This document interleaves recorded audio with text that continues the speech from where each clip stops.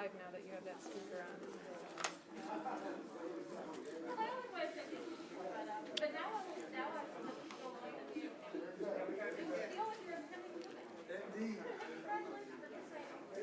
Good afternoon. The Senate Finance Committee has a quorum and we're now in session.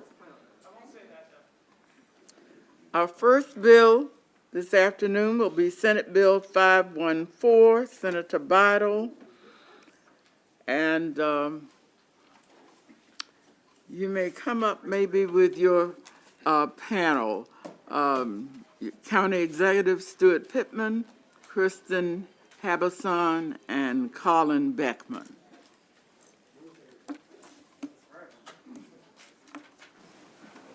And don't touch the buttons, right? It's my first time on this side this year. So, Make sure you pull the mic. good afternoon, Chair Kelly, Vice Chair Feldman, and members of Pull the Finance. mic closer to your mouth. Redirect it, yes. Better? Yes. Better. Okay, we'll try again. Good afternoon, Chair Kelly, Vice Chair Feldman, and members of Finance. Senate Bill 514 requires the Maryland Transit Administration, MTA, to establish a MARC cornerstone plan for enhancing certain rail lines operated by the MARC Rail Service. Now, there's already some work being done on the cornerstone plan, but it's not, this bill codifies it, what needs to be done, how much money needs to be spent, the progress on the work. So we have met, the House sponsor and I have met with Holly Arnold from MTA. Very receptive. They're going to work with us to kind of fill in the areas that we need to have special attention to. But it does require the administration to conduct a study to unlock a truly regional rail system that will connect more Maryland communities to Virginia and Delaware. While some of this work is being done, the bill requires specific goals at certain times, and attached to my testimony is information about the funding that's available. There's a lot of federal money. We had a press conference today at New Carrollton Station. Senator Augustine and I, he has a companion bill, and we had Senator Van Hollen there. Senator Van Hollen talked about the $1.9 billion that's available to Maryland this year, but there's another $90 billion that we can access if we have plans, if we're ready. And so this is the time for rail. Senate Bill 514 requires the administration to develop a transit vision statement with strategic priorities, policies, programs, and initiatives for MARC rail service, safe, reliable transit access across Maryland with world-class service.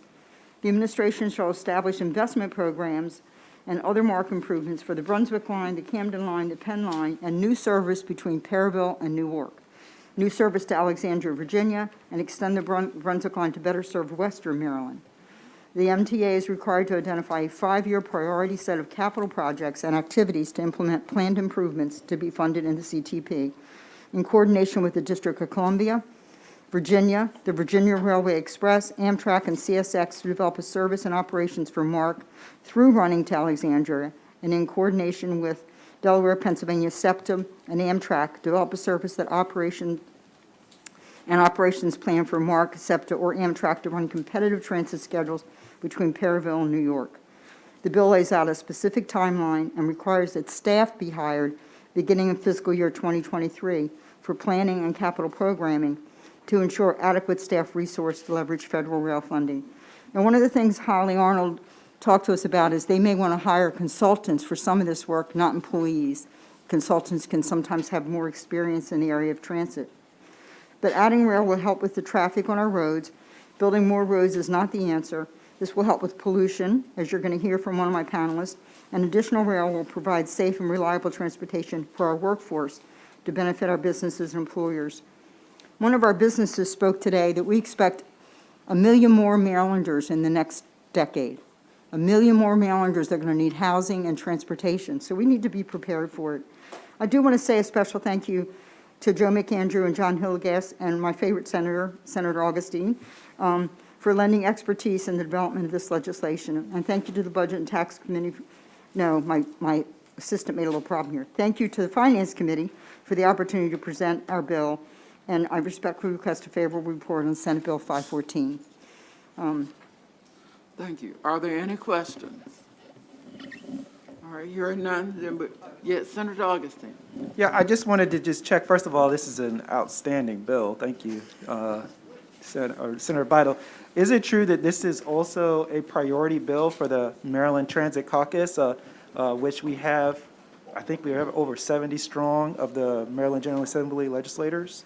Yes, Mr. Chairman of the Transit Caucus, it is a priority bill. It is our priority bill. So I have with me as my panelists, my county executive, Stuart Pittman. I have Kristen Habison from the League of Conservation Voters and Colin Beckman from the Baltimore Mark Rider. So thank you very much, and I'll stay. Any questions? Okay. Vice Chairman Feldman. Yes, Senator Bidle, I want to make sure you're accurate. You said that Senator Augustine is your favorite senator, or just one of your favorites? Well, I just want to make sure one of my favorite senators, Senator Feldman. Thank you, Madam Chair. Okay, we'll go next to the county executive of Anne Arundel County, Stuart Pittman. All right. Well, thank you, Chairwoman Kelly and Vice Chair Feldman and the whole committee here. I did not want to miss this hearing because Senator Bidle is hitting the nail on the head with this, as is Senator Augustine with the companion bill that I think we will both be testifying on here shortly. In Anne Arundel County, you know, we're one of those jurisdictions, a suburban jurisdiction, where we're trying to make that transition from cars to transit. And in order to get the public riding the trains, we've got to improve service. We've got to have more trains. They've got to move faster. And I think we have to build on what we already have. And the MARC system is what we already have. And the improvements to the system that this prescribes, getting us to Virginia, getting us to Delaware, and improving what goes through our county, where we have the BWI station, we have the Laurel station, which doesn't get used much, and then, of course, we have the Odenton station, which is our station with the highest ridership, where we're investing our money in structured parking this year. We're building a park. That station is really improving the whole Odenton community. And I just can't stress enough how important it is when we have changes of administration at the state level, and some of them are more interested in smart growth and transit, and others are less interested. And we've had less interested recently, and we have to be able to continue the progress so that we don't lose the momentum that we have under administrations that do support the transit. And we're at a moment in history right now where the federal government is on board, and I've talked to our senators as well, and we need to have shovel-ready projects. We need to be seen as a state that is really committed to doing transit. And in my county, we just did Plan 2040, our 20-year general development plan, and we got a lot of people who want to protect open space and protect nature and protect the Chesapeake Bay, and I'm one of them. And the only way we can move forward economically and do any kind of growth in our county is if we do smart growth and if we do transit-oriented development. That's the one kind of development that people support, but it only works if we have a good system. So I love this bill. I love this senator. I won't say you're my favorite, but I did hear what you said, and I hope you support this bill as well. So thank you. Okay, are there questions? All right, you guys are doing a good job. Kristen Haberson. Good afternoon, Madam Chair, members of the committee, my favorite senator, and I'm not going to look at any one of you. For the name of record, I'm Kristen Harbison. I'm the political director for the Maryland League of Conservation Voters. I am delighted to be here with the opportunity to testify in front of you today. Maryland LCV works at the intersection of strong climate policy and environmental justice, and this bill supports both of those interests, and we are pleased to be supporting this bill, and we're grateful to the senator for her leadership on this issue. You've all heard it from us so many times. The transportation sector is the single greatest contributor to our climate pollution problem in this state and beyond. And last year, the General Assembly took the momentous step of passing the Transit Safety Investment Act, which stabilizes our transit system and brings it to a state of good repair over the next 10 years. This bill and the companion bill that has been mentioned before, which we are also supporting, is an important next step. Taking what we have and making it even better, improving it so that we can reduce the load of reduce the incentives for people to be driving their individual cars and encourage them to take the public transit system that this bill helps to reinforce. It supports all of our communities, and it makes sure that all people are able to get to to jobs that are available to them along those transit systems. The companion bill supports the transit-oriented development around those metro stations to ensure that job growth in those areas as well. This is an incredibly important bill. It's an incredibly important suite of bills that you'll have lots of opportunities to vote on strong climate legislation this session, as well as especially strong transportation legislation this session. One of our priorities is, of course, the electric school bus pilot program, which was before you last year, which will be coming back. All of these bills work together to advance our climate solutions and to make sure that we have a safe, clean, just environment for all Marylanders. And so thank you very much for this important bill, and we're delighted to be supporting. Thank you. Are there questions? Okay, if not, then we're going on to Colin Beckman, Baltimore Mark Riders. Good afternoon, Chair Kelly, Vice Chair Feldman, and members of the Finance Committee. My name is Colin Beckman. I live in Baltimore's Greenmount West neighborhood, and I'm president of the Baltimore Mark Riders. We're an all-volunteer group of train riders and supporters advocating for faster, more frequent, and more reliable MARC trains to and from Baltimore. I support Senate Bill 514, the Maryland Regional Rail Transformation Act. In short, the bill will expand the reach and effectiveness of MARC, improving mobility for Marylanders throughout the state. Such improved mobility is crucial to raising Maryland's economic competitiveness, expanding access to good jobs, ensuring inclusive growth, and providing access to moderate and affordable housing. I'd like to focus on two benefits the bill would have specific to Baltimore. First is it will require that the MTA begin to design an additional fourth track on the Penn line between Baltimore and DC.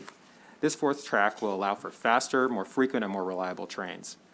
The bill also requires planning to begin for a new station in East Baltimore at Bayview, also on the Penn line. This new Bayview station joins existing Penn Station and newly renovated, what will become the newly renovated West Baltimore MARC station. With the new Bayview station, many more Baltimoreans will have access to the mobility afforded by Maryland's regional train system. These benefits are statewide, but I'm focusing on Baltimore as the representative of the Baltimore MARC Riders. At the same time, Maryland must avoid distractions like the proposed $13.8 billion to $16.8 billion magnetic levitation train from Baltimore's Cherry Hill neighborhood to DC's Mount Vernon neighborhood. For the reasons discussed in my January 31st, 22 op-ed in the Baltimore Sun, I won't get into here, this is a concept that suffers from too many fatal flaws to qualify as serious public infrastructure. The better approach is to invest, as this bill begins to do, in infrastructure improvements that allow for express trains on the MARC Penn line. The new evening rush hour MARC express train pilot on the Penn line closes the distance from Union Station to Baltimore's Penn Station with a stop at BWI in under 43 minutes on existing infrastructure. We applaud the MTA for that step. We believe that MTA should add a second evening express train and 2 additional AM southbound express trains as well, with stops at West Baltimore. We must add express trains now, and when the capital investments in this bill make it possible, add additional and even speedier trains in the future. To conclude, to retain and attract residents, Maryland must invest in the backbone of its rail infrastructure and improve the MARC system. The federal infrastructure bill made historic sums of federal dollars available if states have plans that are ready to execute. Maryland has the plans in the form of the MARC Cornerstone Plan, and now we must commit to putting them to work. SB 514 would do just that. Thank you for this opportunity to discuss this bill. Thank you. Are there any questions? Okay. This must be a very well-informed panel. There aren't any questions. Okay. Thank you so much for your testimony. We'll ask the following persons to come to the table next. Larry Casecamp, Smart Transportation Division. Mark Thompson, First Properties. And Jonathan Sachs, the Baltimore-Washington Transportation Research Group, West Baltimore Project, if you're in the room.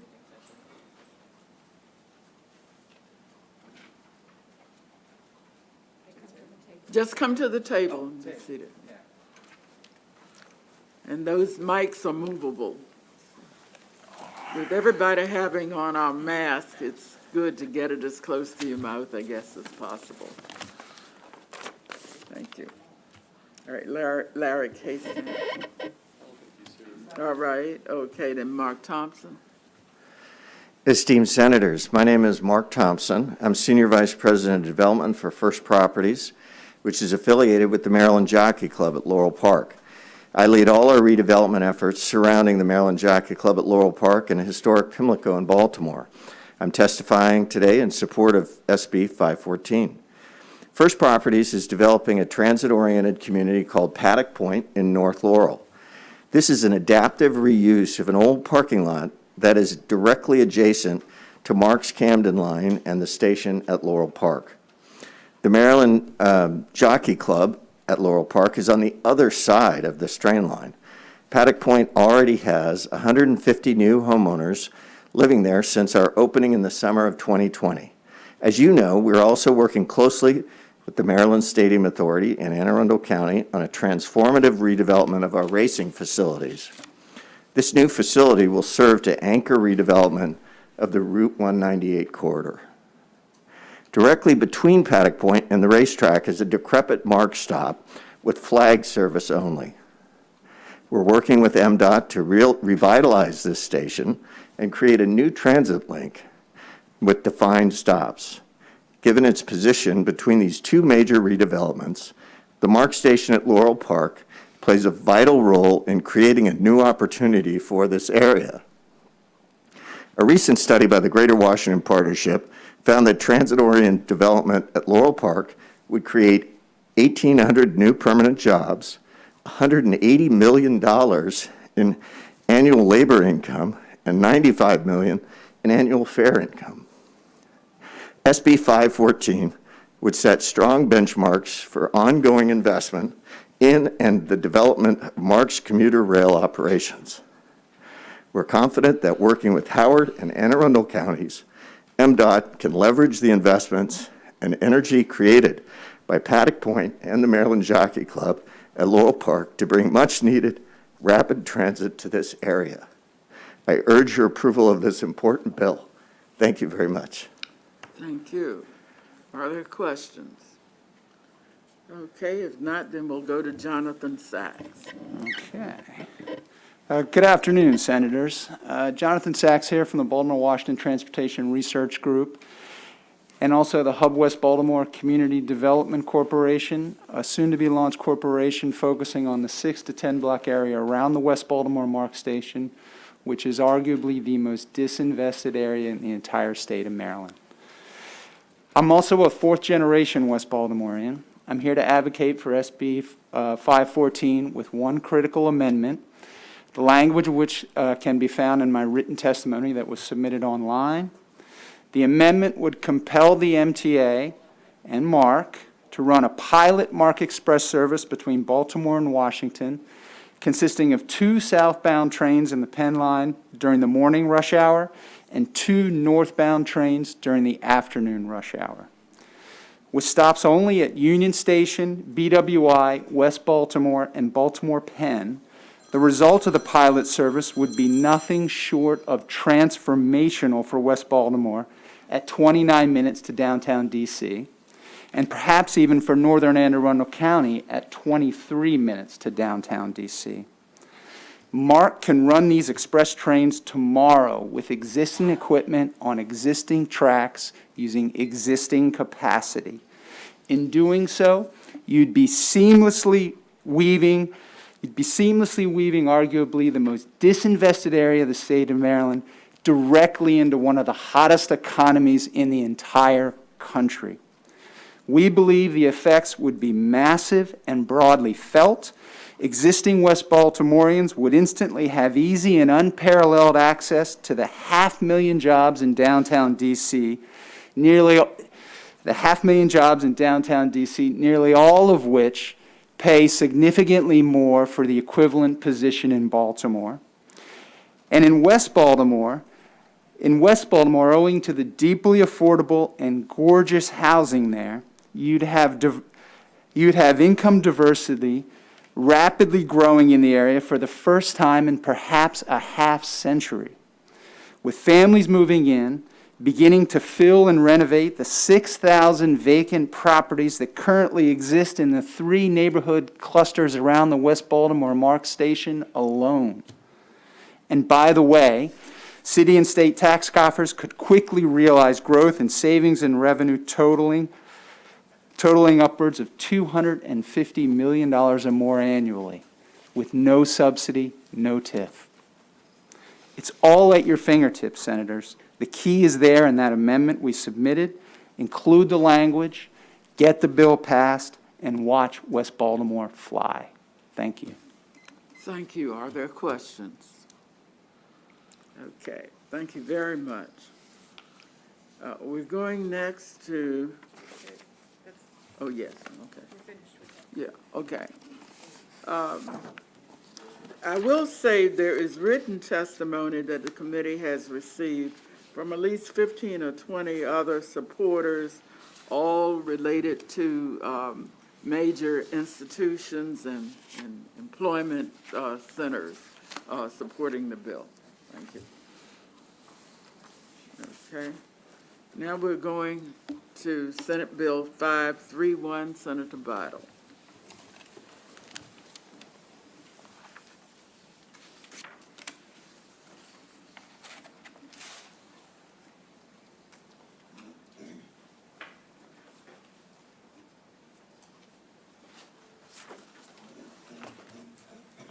She just has a panel. Let me do this. I'll call up your panel. Yeah, please. Dana Kaufman, Tammy Bresnahan, and Eric Calamaro. That's Lifespan, AARP Maryland, and the Alzheimer's Association. Good afternoon, Chair Kelly, Vice Chair Feldman, and members of the Finance Committee. Senate Bill 531, Maryland Healthcare Commission Assisted Living Program Study, is a cross-file of Delegate Belcastro's House Bill 636. The Oversight Committee for Nursing Homes and Assisted Living, on which we both serve, frequently discusses the many differences between smaller assisted livings and the much larger facilities. We discovered that many states have different regulations and oversight for smaller facilities defined as 9 or fewer. The bill simply requires the Maryland Healthcare Commission, in consultation with the Office of Healthcare Quality, the Long-Term Care Ombudsman, the Medicaid Administration, the Governor's Workforce Development Board, and interested stakeholders to conduct a study group regarding the assisted living programs of 9 or fewer beds. Specifically, they must review, do they receive sufficient reimbursement to cover cost of care? Can waiver programs be revised to improve quality of care and increase provider participation? And review staffing resources and measures to encourage recruitment and retention. Their findings and recommendations, including the draft legislation to the Governor, the Department of Health, Senate Finance, and the House Health and Government Operations Committee, must be reported by October 1st, 2023. Thank you for the opportunity to present Senate Bill 531, and I respectfully request a favorable report. Thank you. Thank you. Are there questions? All right, seeing none, then we'll go to Dana Kaufman. Thank you, Madam Chair. Members of the committee, for the record, my name is Dana Kaufman. I'm here on behalf of Lifespan Network, which is a senior care provider association representing a number of different types of organizations, but including assisted living. And we are in strong support of this bill. And just to kind of paint a little bit of a picture, there's just shy of 1,700 assisted living programs operating in the state of Maryland. And 76 of those are 9 beds and under, and they care for approximately 28% of the total assisted living population. So this is a very important sector of this community. We do believe that there are unique challenges in operating smaller providers versus large providers.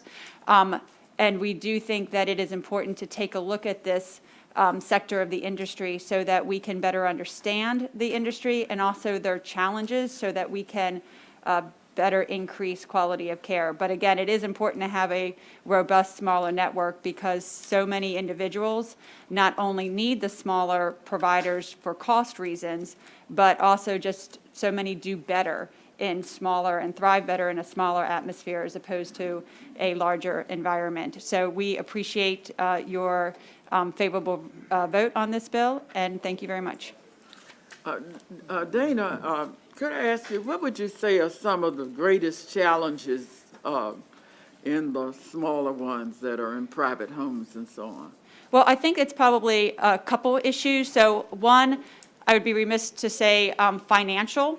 Some of the smaller providers, they take SSI payments, or they're part of our community options waiver. And the community options waiver, as you know, is severely underfunded. Just to paint a picture for that, 1 day of medical adult daycare gets paid more than 24 hours in an assisted living under the waiver. So we really do need to take a look at that, because I think finances are an issue. I think also, especially for some of the, I mean, it's interesting because you have 9 beds, but I think even in those 9 beds, there's challenges in those different sizes, especially those 4 and under, where I think we need to take a look at what better tools that we can provide them, especially even through the regulations and the Medicaid waiver, to be able to have best practices and to better understand our regulations. But I also think we do have to take a step back and look at the regulatory environment, because, as Senator Bidle said, Maryland is one of the only states that actually has a one-size-fits-all. So quality of care is always going to be an issue and should be always given in any type of home. It's just trying to determine the best regulatory structure for those individuals. Let me ask one just follow-up. I know that in a number of the really small ones, the owners of the assisted living are responsible for being representative payees for the Social Security checks and or the pension checks of the residents. What do you think needs to happen to make that work better, or to make sure they aren't unnecessary problems? I'd actually like to get back to you on that and to the committee on that, because I do know that there are regulations with regards to resident payee, but off the top of my head, I just can't give you the full regulation. But the licensing regs do have a pretty substantial part to that, and I think that there was legislation that even was passed. So if you can let me follow back up with you. I just don't want to give incorrect information, and I can't think of it off the top of my head. Because I hear frequently from a lot of people who apparently can't get access to their funds, and the owner of the really small ones are holding on to everything. And because we don't really have a lot of government oversight at all of those small assisted livings, that is of concern. Well, and I think that's what would be the benefit of this study, because I think we need to understand more of the structure. As you said, the owner-operators. I mean, when you look at the bigger facilities, you have people coming in and coming out on a daily basis, where that might not be true for the smaller facilities or smaller communities. And I would say if anyone is holding somebody's money like that, that is an immediate call to OHCQ and the long-term care ombudsman. But there are regulations, so I'll send those to you, and we can even take a look at ways to expand if necessary on those. Thank you. Senator Reedy. Thank you, Madam Chair. And Dan, I wanted to ask you, when I first saw this bill, I was scrolling through testimony right away, even before I saw you coming up, because I'm thinking, intimacy, we're going to study how these small operators are working. I'm like, ooh, I don't know, why are we studying it? And it's good to know that really, because I've toured some of these in my district, and I know I've talked with you about some of their challenges. Definitely, I agree with Senator Bidle. It's definitely something that, it's like there's a missing piece sometimes with how they're treated. So I was curious if this would focus on the 9 and under, but probably would we find those that are maybe a little bit larger would find some benefit from this too? And that's interesting, because I was thinking about that too, because I know that may have been a recommendation. I think it's important to stay for the 9 and unders right now. I think that they do have unique challenges that does not present itself with some of the largers. But I also wanted to, when you start looking at some of the other facilities and just the makeup of the industry, like, for example, a lot of people think of assisted living as, the big white building on the corner, but there are only 50 programs in the state that have 100 or more beds. So that sector is a very small portion of the industry.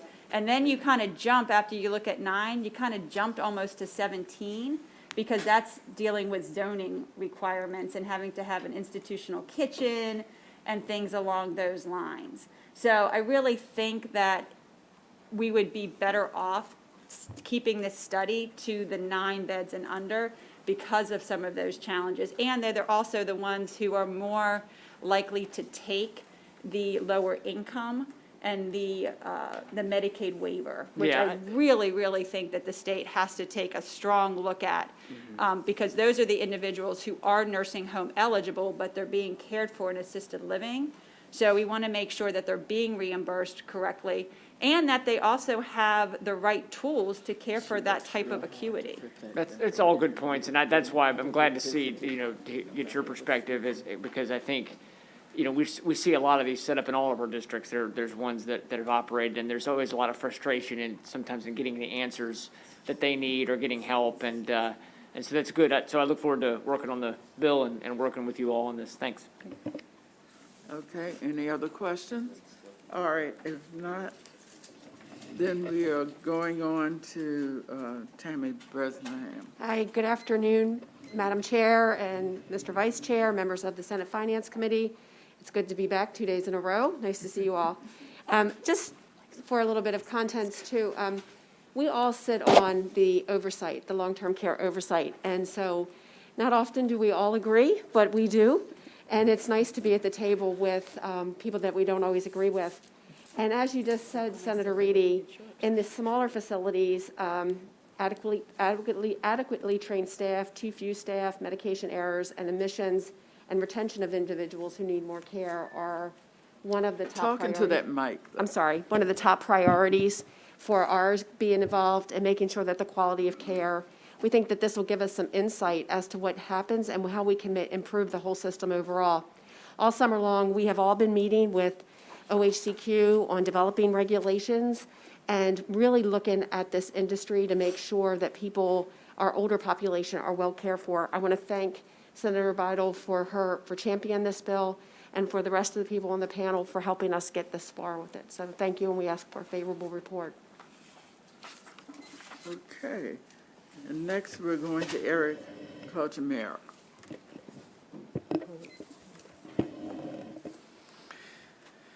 Chair Kelly and Vice Chair Feldman, my name is Eric Colchimero, and I'm the Director of Government Affairs for the Alzheimer's Association in Maryland. Thank you for the opportunity to be here today on Senate Bill 531, legislation which requires a study of Maryland's 1,285 assisted living facilities with 9 or fewer beds. I want to first start by thanking Senator Bidle for her leadership on issues related to the long-term care, including the Oversight Committee, which she is such a consistent and thoughtful participant in.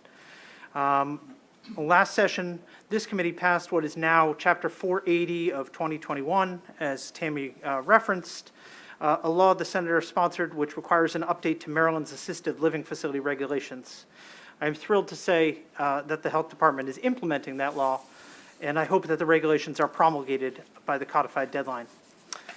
The legislation today, as described, touches on so many key issues with regard to these small providers, which play a really important part in the ecosystem of Maryland's assisted living facilities.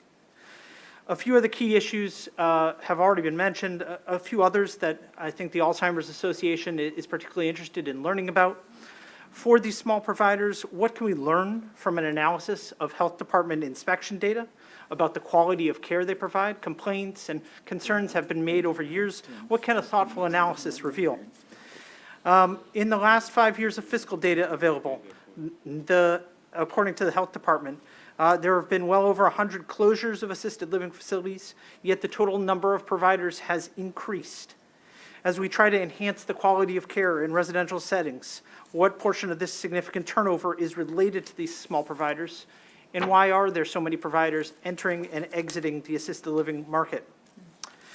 And then as we continue to work our way through the COVID-19 pandemic and prepare for the next public health emergency, Marylanders have benefited from the Health Department's easily accessible COVID-19 reporting website. That site, which maintains data about COVID in congregate care settings, does not include any one of these 1,285 providers on its main dashboard due to patient confidentiality concerns. Is there a way, as we move forward and think thoughtfully about these providers who fill this important role, that we can protect the privacy of the residents in those settings, yet help countless Marylanders quickly know if their small providers have had a COVID-19 case at their facility? I am pleased to report that this legislation was developed in coordination with Lifespan. We're grateful for AARP for being here as well today in support of this bill. We've also spoken on multiple instances with the Maryland Healthcare Commission, who's expressed support for looking closely at this issue.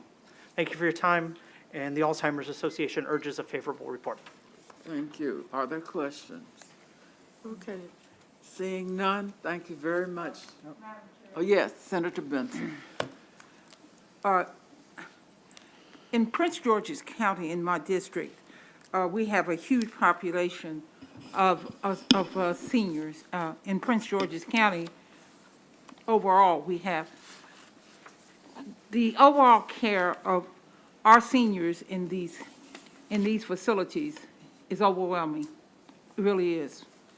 The problem, as I see it, is that the oversight for these facilities rests with the state. Has any consideration on the part of anyone been given to putting that responsibility in the hands of the counties as opposed to the state? Because you have so many in the state of Maryland, and they're just not being inspected, and you have the quality of care for the individuals who are there is just a problem. Has any consideration been given to the possibility of these facilities being given to the counties as a part of their responsibility through the health department, or through the Department of Aging, or the social? Has that any consideration been given in that regard?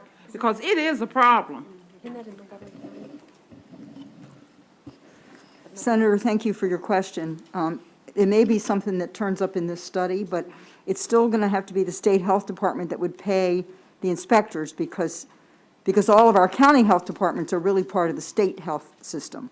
So it would also be a matter of figuring out the funding so that the local health department could do that. It has to be some agency that can really be locally, that would be in the particular county, that could participate in the oversight of these facilities. Because right now, it rests with the state agency. You have to call Baltimore or wherever they're located in order to lodge a complaint.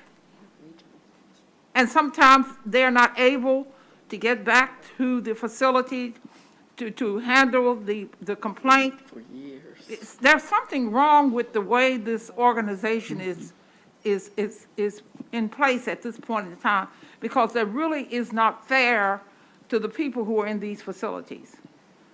Senator, you're correct, and OHCQ does right now have the responsibility. They also have a staffing issue, as so many of our state Absolutely. departments have. So, it's about funding and staffing, but when there is a complaint, you can always call OHCQ or call the ombudsman for the area, and that can help, handle a specific problem.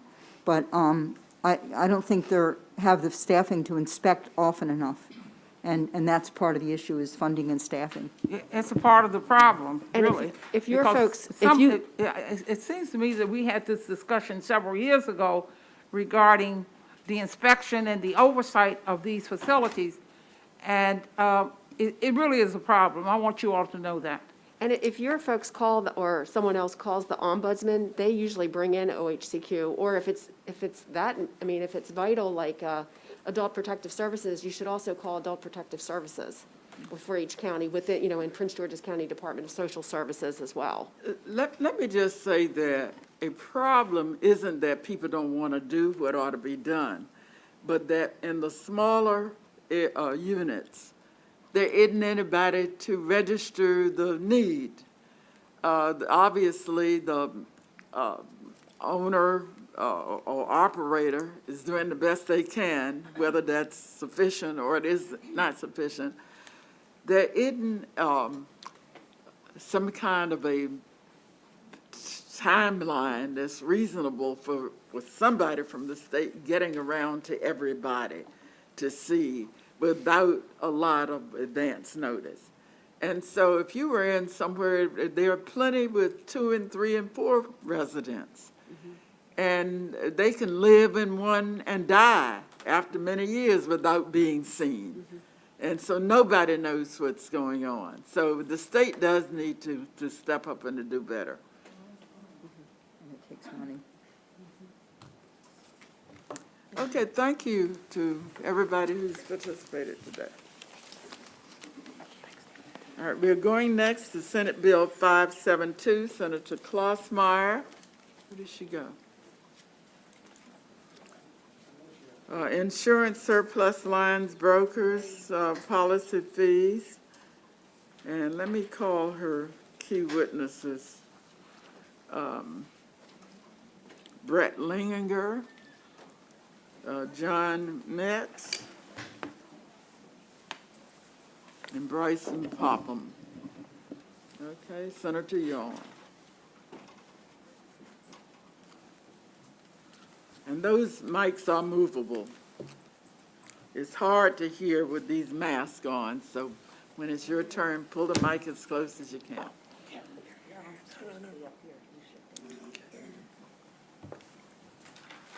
Thank you, Madam Chair and members of the committee.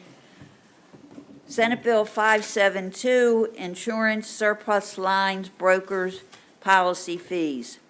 Senate Bill 572 is a straightforward bill to change limits on the amount a surplus lines insurance broker can charge a commercial insurer for placing a surplus lines risk.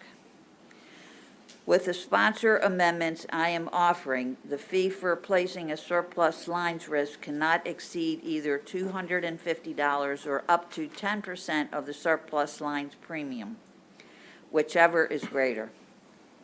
Current law caps these fees at $250. Additionally, my sponsor amendments codify the current understanding that exempt policyholders, a surplus lines broker, may charge a reasonable fee for placing such a risk.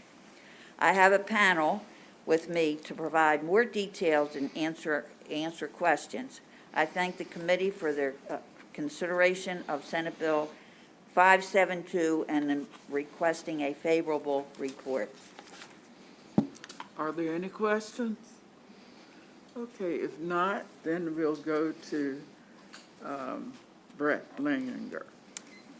Thank you, Madam Chair, members of the committee. Brett Leininger here on behalf of the Wholesale and Specialty Insurance Association. And thank you to Senator Klossmeyer for introducing the legislation. As she stated, it's lifting or increasing the cap for policy for the fees that a surplus lines broker can charge. Just to give a little context to the committee, the surplus lines market is there to fill the need where standard insurance companies do not write for specialty types of risks. The amendments, so there was some confusion with respect to bill drafting, so that's why there are some sponsor amendments, and I'll just walk you through the amendments in a little more detail. The current cap for commercial lines is $250 for the fee a surplus lines broker can charge. The proposal would be to say $250, and the language says or 10%. It should be up to 10% of the policy premium, whichever is greater. And then there's a segment called the commercial exempt policyholders, which is defined in the insurance article. Right now, the law is silent as to what fee can be charged for commercial exempt policyholders. These are very large types of risks. The MIA's interpretation is that the cap does not apply in those instances. We're just codifying that understanding of current law. From the standpoint of what other states are doing, and I have John Meets with me from the association, we'll get into a little more detail, but there are 45 states that have no cap whatsoever for personal lines or commercial lines. So Maryland is one of the most restrictive in this regard. And the cap has not been addressed for over 20 years. So we would appreciate a favorable report, and with that, I'll have John Meets fill in. Before he does, could I ask you, do you find it a problem at all that we have the cap and we're in that very tiny minority of states? It's probably best for John to respond to that, just to give some perspective, if that's okay. Okay. Yeah, I think the short answer to that is yes. First of all, I'm John Mates, representing the Wholesale Specialty Insurance Association. We represent surplus lines brokers and carriers in the United States. First, I want to talk about what this bill does not affect. This bill does not affect personal lines transactions for surplus lines at all. So you're not talking about personal auto, you're not talking about homeowners policies, anything like that. These are business-to-business transactions. So you typically have a sophisticated buyer that's very capable of negotiating the terms of this business on their own. Want to bring up a couple more points. So the surplus lines brokers are allowed to charge a fee in every state, including Maryland, with the cap, because they are specialists and they're performing complicated tasks and statutory tasks that are required of them that in the admitted transaction typically fall to the carrier. But those tasks fall to the surplus lines broker when that risk has been rejected by the admitted market. So as Brett mentioned, 46 states have no cap on the commercial surplus lines policy fee, and this hasn't changed in 20 years. And our contention is that that absolutely does have a negative effect on the surplus lines market for Maryland insurance consumers, because what it does is it discourages some brokers from getting into the business of surplus lines insurance in the state. Some of those brokers may have relationships with either international or domestic insurance carriers that other brokers don't have. So it's actually limiting the options of Maryland businesses for accessing the insurance needs that they desire or absolutely need in order to operate. So I think to close real fast, the bottom line is $250. $500, $1,000, all of these are kind of arbitrary numbers that we're throwing out there.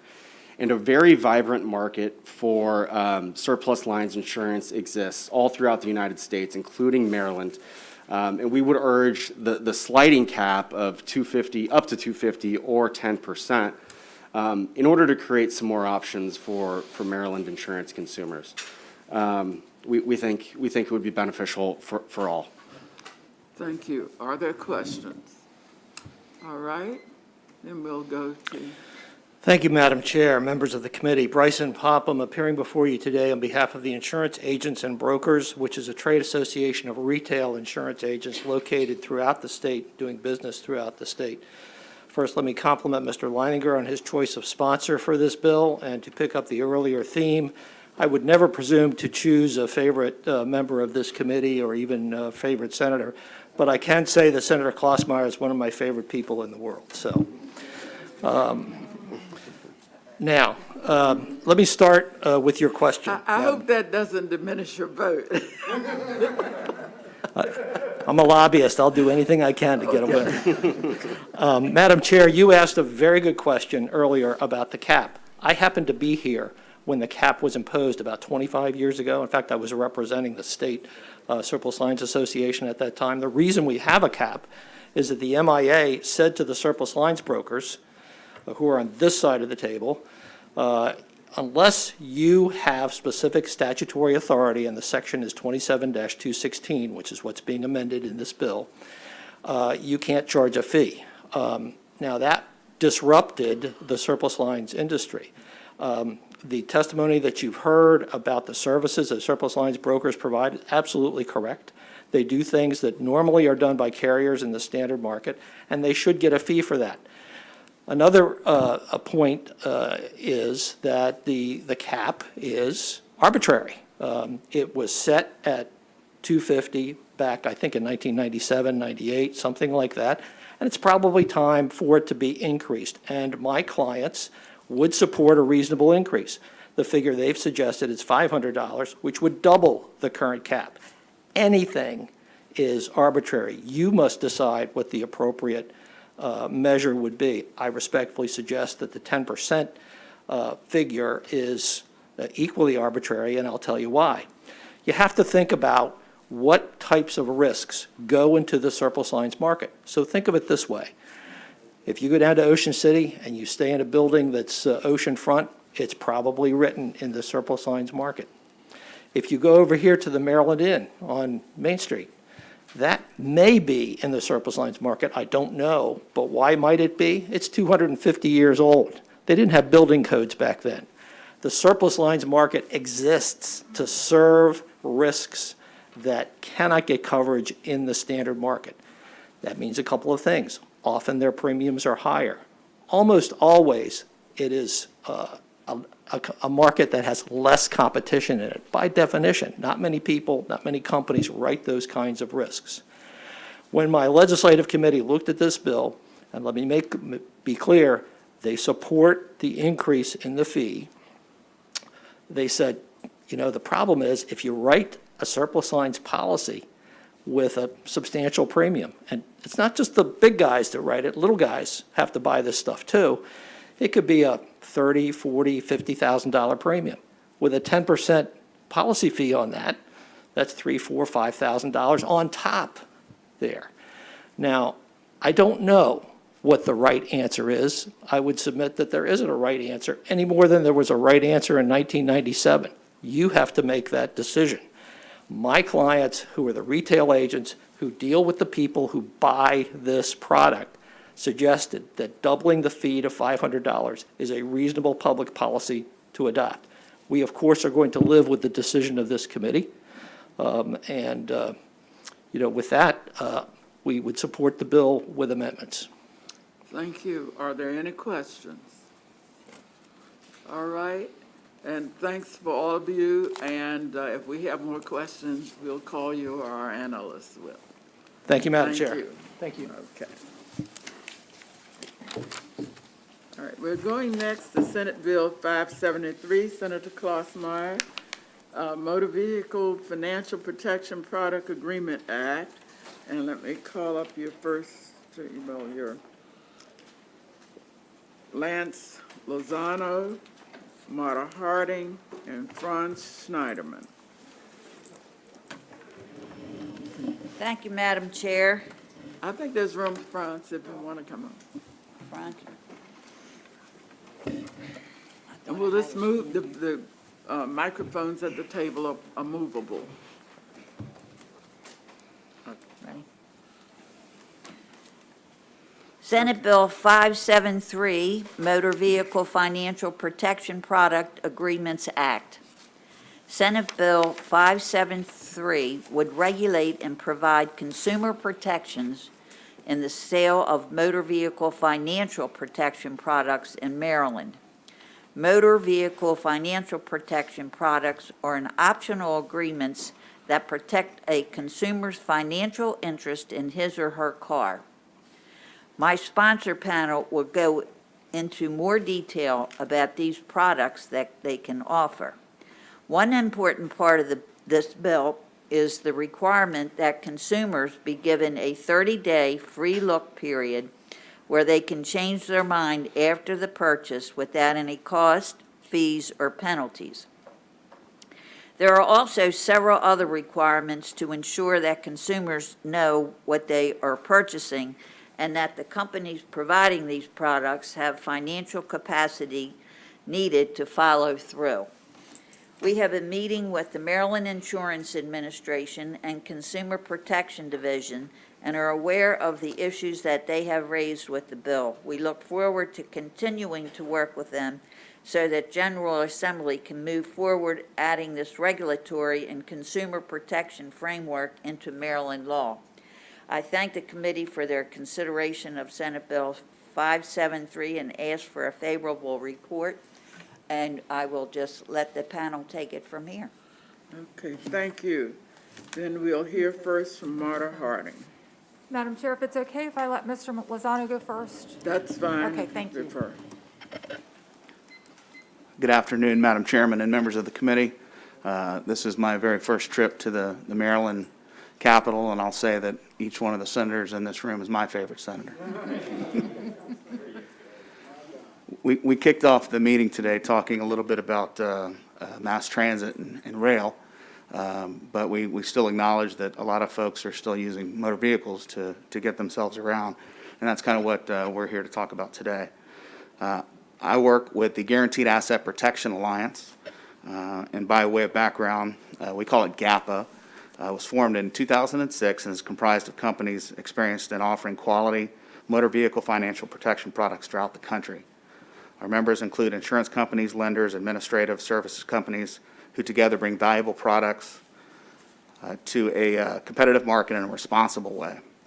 GAPA's mission is to preserve the viability of its industry and promote fair and equitable legislation and regulation of its members and their products so that its members may continue to offer meaningful options to consumers who choose to purchase these products.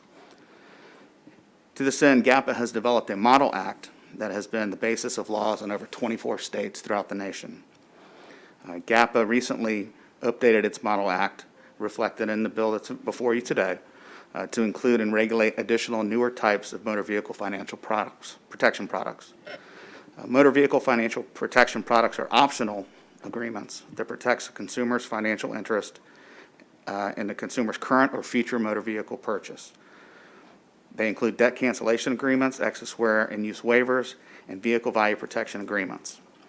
Debt cancellation agreements, commonly known as gap waiver products, can be offered to a borrower who is financing the purchase of a car. As soon as the borrower drives off the dealer's lot, the car is diminished in value. Because of the devaluation and the amount the borrower owes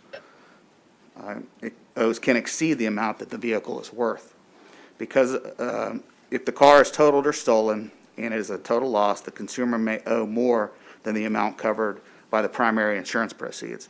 The additional amount owed to the lender would come out of the borrower's pocket in absence of a debt cancellation agreement. If a debt cancellation agreement was purchased, the creditor would waive some or all of the amount owed in excess of the primary insurance proceeds. The second product is an excess wear and use waiver. Those can be purchased by a lessee on a leased vehicle that all or in part of any amounts can become due upon a lease for excessive wear and use of a leased vehicle are canceled and waived. I'll give you an example. You buy a leased vehicle, you are responsible for any excess wear and use on that vehicle. Dings, tears, rips, missing buttons, excess mileage. You can buy this product that would waive any of those fees that would be due when you return the vehicle for lease. The third product is a vehicle value protection agreement, and that provides a credit towards the purchase of a vehicle following a loss, damage, obsolescence, diminished value, depreciation, or other adverse event. They include trade-in agreements, diminished value agreements, and depreciation benefit agreements, among other types of similar agreements. This bill places financial requirements on companies offering these types of products and requires certain written disclosures to be provided to consumers purchasing these products. The bill also contained enforcement provisions and potential fines for violations under the regulation of the Maryland Insurance Administration. Passage of this bill will put appropriate consumer protections in place, including a 30-day look period that our sponsor already covered, which the consumer may return the product without penalties, fees, or cost, a requirement that the product be optional for the borrower, and that the terms of the financing and the terms of the purchase may not be conditioned upon the purchase of the product, cancellation and refund requirements, and various disclosure requirements to ensure consumers can make an informed decision about purchasing the product. There's also financial solvency protections as to the providers of these products within the bill. Before I close, I'd be remiss in not thanking the Maryland Insurance Administration, as well as the Office of the Attorney General. We've had several meetings with both of those agencies, They have put forth some concerns. I think our organization is willing to work with them. I think we can accommodate many of the concerns that they have raised, and we look forward to working with them on a going forward basis. Madam Chair, thank you very much. Members of the committee, I appreciate your time. Could I ask what the two most important concerns were that were expressed? Sure. The very first one, I think, was that there is a lack of registration or licensing requirement for the companies that are offering these products under the bill. And I think that that is something that we are willing to look at and willing to come to an agreement to add into the bill if that's something that we need to do to move it forward. Their other concern was that they wanted to make sure the Office of Attorney General had some concerns that these products are not not insurance as it's stated in the bill.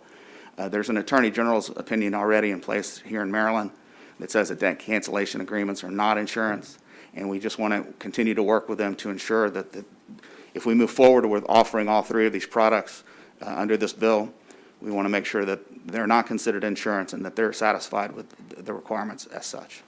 So then the information that would go to the potential user well in advance of executing the transaction would need to clarify that, is that? As far as whether it's insurance or not? Insurance. No, I think that's a decision for the legislature to make.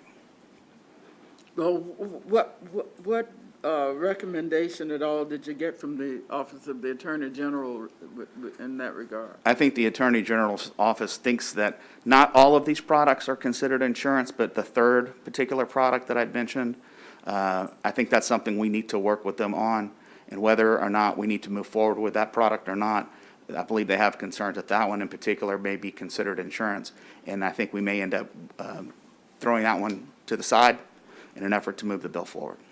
Okay, Okay? Thank you, Madam Chair. thank you. Any other questions? All right, Marta Harding. Thank you, Madam Chair. It's good to be back in front of the Finance Committee. For the record, Marta Harding, I'm here today on behalf of GAPA. You do have our written statement. I just want to let you know that. And I also want to thank Senator Klausmeier for introducing the bill. I also want to mention Lance is appearing today to testify in support of the bill at my request. Just one thing I think really bears emphasis here, that these products are not new. Debt cancellation agreements that you heard Mr. Lozano describe, those have been in the market for many, many years. And in fact, Maryland law currently explicitly authorizes debt cancellation agreements, also referred to as a gap waiver, to be included and financed along with the vehicle. That's under our commercial law article, Retail Installment Sales Act and Closed End Credit Act. Both have the same provision. So these products are out there now being sold every day, but they're being sold without any regulation. They're being sold without any, beyond what the Retail Installment Sales Act, but not the products themselves. So there's no requirement that disclosures be made to the consumer so they can make a meaningful and knowing decision about what they're buying. There's no requirement that they be given a 30-day free look to come back, within that period and say, you know what, I've changed my mind, I don't want it, and get all their money back. There's nothing that requires that in current Maryland law. There is nothing that imposes financial responsibility requirements on the companies that are providing these agreements to make sure that they can make good on what they're promising to do. There is no regulatory agency with the kind of strenuous enforcement authority that the MIA would be given under this bill. And Maryland, in this respect, is really in a minority. There is only a handful of states that don't regulate debt cancellation agreements under the GAPA Model Act that you heard Lance refer to with these kinds of consumer protections. So we are, in this respect, really behind the ball, the 8 ball, and we really are not up to kind of where other states are on this. I read the Attorney General's letter, and they say they get complaints that customers don't know what they're buying and that they're being subjected to hard sales tactics, and they regret their decisions. Well, that's a reason to support this bill. This bill requires those disclosures to be given so they can make a meaningful decision and gives them the opportunity to change their mind. So to me, it's a reason to support the bill, not to oppose the bill. I do think they have concerns. You asked, Madam Chair, what kind of the thrust of it was. I do think they have concerns about consumers not knowing what they're buying. And we get it. We want consumers to understand what they're buying so that they make a meaningful decision. The other thing I just want to mention briefly is that, because I think in some of the correspondence on the bill, there's a suggestion that we are somehow changing the existing Retail Installment Sales Act and the existing Closed-End Credit Act. This law does not change in any respect Maryland's current retail installment sales or closed-end credit law. Those laws remain the same. All the requirements that are built into that, none of that changes. What we're doing in this bill is putting a regulatory structure at the Insurance Administration on top of that. Again, Lance mentioned the MIA and our willingness and openness and desire to work with them and the AG. I would be remiss if I didn't also mention, I think the MIA's other concern is the time that they need in order to fully digest the bill and to implement it. And we certainly are sensitive to that. And we want to work with them so that they are in a position where they feel comfortable that it is something that they can and are willing to implement. So in that regard, we have told them, that we understand that concern, of course, and we will work with them to make sure that they've got the time that they need in order to get a structure in place to regulate these products. Marta, is it the insurance commissioner in most of the other states, those that were dealing with this product? Yeah, it's my understanding most states that regulate put it, not all, it's by no means uniform, but I've been to a load of meetings for the Interstate Insurance Product Regulation Commission. I don't remember this issue coming up in maybe 11 or 12 years when I attended. Madam Chair, if I may. Most of the states where our Model Act is in place, which is 25 total, the insurance department is the regulator. There are a few that have the Attorney General's office as the regulator, and a couple that also have their Department of Banking or Division of Banking would be the regulator. But for the most part, it is the insurance department. Okay. If we found that the Attorney General's position that this is an insurance were to stand, would you have a problem if we ended up asking the Attorney General's office to be the regulator? Madam Chair, I think that we think that this, because of the existing regulatory authority and enforcement authority of the MIA, that's really where the structure lies for this kind of a. I know, but I'm just saying, Attorney Generals have a lot of say. And they will, but okay, to be and clear. I'm just saying, this one is still there. Understood. If he were to hold to his position that it's not an insurance product, I think. Would you have a problem if we had an amendment to have, obviously he thinks it ought to be regulated. Correct. I think their position actually is that at least one of these products is insurance, actually. So I think their position is actually that it is insurance, at least as to some, not the debt cancellation agreement, because there's an Attorney General opinion that it isn't. And I do want to make clear, this bill doesn't, any regulatory authority the OAG has now over retail installment sales and closed-end credit, that's not going to change. And to some extent, that includes the offering of debt cancellation agreements because they're authorized to be included in the installment sales contract. So we're not depriving them of jurisdiction. They will, we fully anticipate, they'll be at the table as we work through these issues. But we do think the Insurance Administration is where it belongs. Okay, just want to be sure where you are on that.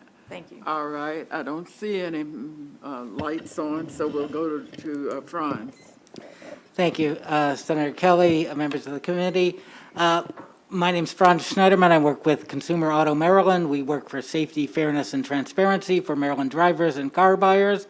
And I appreciate that Senator Klausmeier presents this as a consumer protection bill and so forth. But we do have concerns that actually it could authorize new forms of these so-called financial protection products that may be predatory towards some consumers. It's not an abstract problem. If you read the Attorney General's statement, they get scores of complaints. They get many complaints about the way things like gap insurance and service, service plans and extended warranties and things are aggressively marketed to consumers. I mean, hey, not to be flip, but we all get those calls about renewing our extended warranties, right? That's just a kind of form of that aggressive marketing. Consumer advocates call this loan packing. You end up adding some of these products to the cost of the car. It can add hundreds and more to the cost of the car and thousands of dollars to the cost of a loan over the terms of a loan. That can be very expensive for consumers. And we're concerned about the regulatory framework here. On page 5 of the bill, it does say, the language says that these are not insurance offerings. They're not insurance. It also says that they're not a finance charge or interest payment. So we're concerned that if they're not insurance, that would weaken the capacity of MIA and the insurance authorities to regulate them. And if they're not, and at least some of these are not defined as finance charges, that would weaken the ability of the Commissioner for Financial Regulation and Maryland lending laws to protect consumers against some of the abuses, that the Attorney General's office and consumer lawyers regularly see in these kinds of products. So, Did the Office of Financial Regulation take a position on this bill? I'm not aware that they have. I know the Attorney General has. I know MCRC and some other consumer lawyers have submitted statements raising concerns about the regulatory framework here. Okay. Not sure about the CFR. Senator, what I might do is to also ask the Office of Financial Regulations that does the banking. We just need to be sure when we look at all of the entities in the state that can regulate somewhat in this area to figure out between the three major ones who ought to do what it is you want to be done and that we want to be done. I think we're right. It ought to be regulated. Okay, any questions? All right, thank you very much. Thank you, Madam Chair. Thank you. Senator. Okay. All right. We're going next to Senate Bill 591, Senator Augustine, Maryland Health Care Commission Patient Safety Center Designation and Fund. And we'll call up your panel, Dr. Blair Eag, Dr. Albert Wu, and Deneen Richmond. Great. Thank you.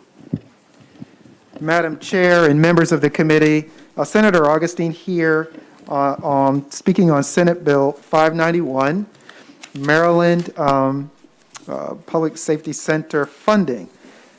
Colleagues, this bill codifies Maryland Healthcare Commission's existing patient safety center designation process and requires the governor to have an annual budget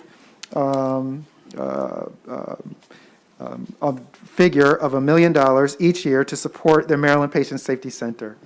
The Maryland Patient Safety Center is a nonprofit organization. It came about from the Maryland legislature. Now, this piece of legislation does not change the existing practice for designation, and MHCC supports the bill. The MHCC redesignates the center every 5 years. The Maryland Patient Safety Center, Inc. has been the designee from the beginning. Bill codifies existing practice for designation. The MPSC convenes many partners to improve care and improve health equity.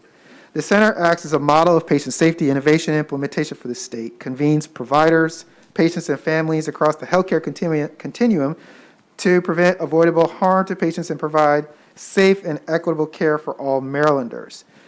Some of the key initiatives that this entity has completed includes caring for the caregiver, which provides peer support for healthcare staff and in times of stress. This is vital in the era of the pandemic and healthcare workforce shortages.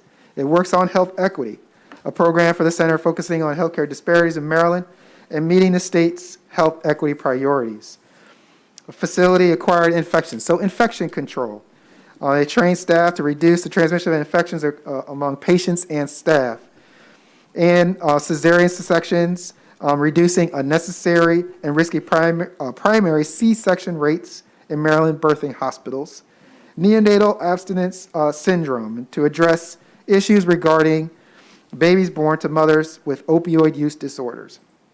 Now, historically, when this was initially put together, HSCRC provided a portion of the funding, as much as $1 million at its peak, as an initial seed funding. It was introduced, and it was the thought process that it would be decreased over time as other sources of funding were identified, and it is now set to, in essence, go away completely in the coming year. Now, unlike other state centers, because there are other state centers who have this responsibility, this designation of responsibility for safety, MPSC will be left with virtually no public support. Of those who have them, 1/2 of the states in the U.S. have these designated centers. Many of them are supported by the state itself. Some of them are supported by hospital associations, but the vast majority of them are actually supported by the state. And once the HRCRC funding goes away, the Patient Safety Center will be the only such center without financial support from either the state or a hospital association. The center has done everything it possibly could to meet its mandate with what it has. And I just want to share with you all, I'm on the board of the Maryland Patient Safety Center. I was recruited there by our colleague, Speaker Pro Tem Sample Hughes, who is also on this board as well. And I think that the mission of this is just so critically important. The mission is keeping Maryland healthcare safe. We need that independent entity out there that is doing that, singularly focused, that we know that that's what they are trying to do. But we have to financially support that. It's a priority of us as Marylanders that patients are safe. And so I'm asking for a favorable report on Senate Bill 591. Thank you. Thank you. Do you have a preference as to whether you'd rather see hospital association or some other entity? Yes, so we are asking for the funding to come directly from the state. That is in essence this legislation. And for it not to actually come through the hospital association. However, we clearly will be able to hear from the members of the panel who will be happy to talk about that too, Madam Chair. Okay, thank you. Are there questions? Okay, then we're going next to Blair E. Thank you. Chair Kelly, Vice Chair Feldman, and members of the committee. I'm Dr. Blair Eig. I'm the president of the Maryland Patient Safety Center. The Maryland Patient Safety Center and our board are pleased to express strong support for Senate Bill 591. The bill will provide greatly needed ongoing funding for Maryland's designated Patient Safety Center to allow for continuation of our mission to keep Maryland healthcare safe. The center's programs are more vital now than ever as Maryland healthcare industry faces a workforce crisis you know very well about, and many more challenges created by the pandemic. The Maryland Healthcare Commission has been designating the Maryland Patient Safety Center for the state since its inception in 2004, and we have been the designee from the beginning. The designation process outlined in this bill codifies and clarifies the Healthcare Commission's existing practice, and as you'll hear in a little bit, the Maryland Healthcare Commission is in support of this bill. Maryland Patient Safety Center Incorporated is a nonprofit organization. It was one of the first patient safety organizations listed by the federal government. Our key initiatives have included, and Senator Augustine covered some of this, caring for the caregiver, which you'll hear more about in a moment from my colleague here, which is focused on peer support, resiliency, and emotional well-being of the healthcare workforce. Health equity, which is focused on significant disparities in outcomes for pregnant Black women in Maryland through education on maternal morbidity, racial bias, and the value of the patient's voice. We've also facilitated education on COVID vaccine acceptance in communities and healthcare staff of color. In these efforts, we've partnered with Dr. Nicole Rochester, a noted patient advocate and healthcare equity expert. In addition, we've had ongoing successful programs addressing, among many, reducing facility-acquired infections, including in long-term care and nursing homes, improvement of sepsis survival, reducing first-time cesarean sections, and reducing fall injuries at long-term care facilities. The center's programs have led to better, safer health care for Marylanders and less expensive care for the state. All of this takes money and resources. The Health Services Cost Review Commission had initially provided funding, seed funding, for the center to launch and expand operations and had gradually reduced that amount over time. Those seed-funded resources, as you have heard, have now expired. A stable revenue source going forward will allow us to commit to the priorities of the state to improve patient safety, healthcare worker well-being, health equity, and quality of care. Thank you for this opportunity to speak with you today. And as you can probably guess, I'm kind of passionate about this. I'm always available to you if you wish to learn more about the Maryland Patient Safety Center. You are passionate, and you didn't even tell me I mispronounced your name, so I got it now. Okay, You're my favorite senator. Okay. Sorry. No. Okay. Are there any questions? Okay, in that case, we're going next to, oh yes, to Dr. Albert Wu. Thank you so much, Madam Chairman and esteemed members of this committee. I'm Albert Wu, an internist and a professor of health policy and management in the Johns Hopkins School of Public Health and at the Johns Hopkins Hospital. And I'm here to talk about a very successful collaboration, which has been going for more than 7 years with the Maryland Patient Safety Center. But I'm going to start with a case because we haven't heard any such thing yet today. A teenage patient was admitted for a routine surgical procedure, but had a sudden unexpected complication and actually died. This was terrible for the patient and family, of course, but the entire team was shocked and completely emotionally devastated. From the senior physicians to the trainees to the nurses, they had a great deal of difficulty even getting back to work. However, they paged the RISE team, which stands for Resilience in Stressful Events. The on-call responder called back within minutes and met with the entire team. Although the incident couldn't be prevented, they felt guilty, they felt personally responsible, and one said tearfully, "The last thing I told her was that everything would be okay," and it was not. But after 45 minutes of peer support, at the end they told the responder, "Thank you, I feel different and a little better now." We started the RISE program at Johns Hopkins in 2011 to provide this kind of immediate, confidential support to any staff member facing distressing work-related events.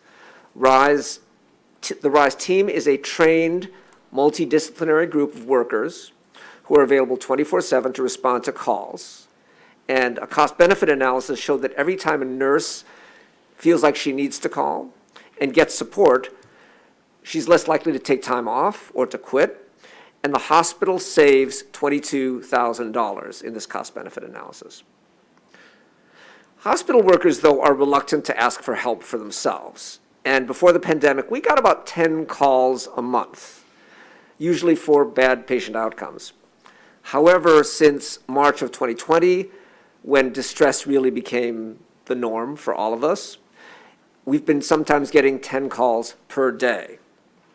RISE has now supported over 6,000 workers in the last 20 months and has been embraced by top leaders of the hospital and our COVID command center.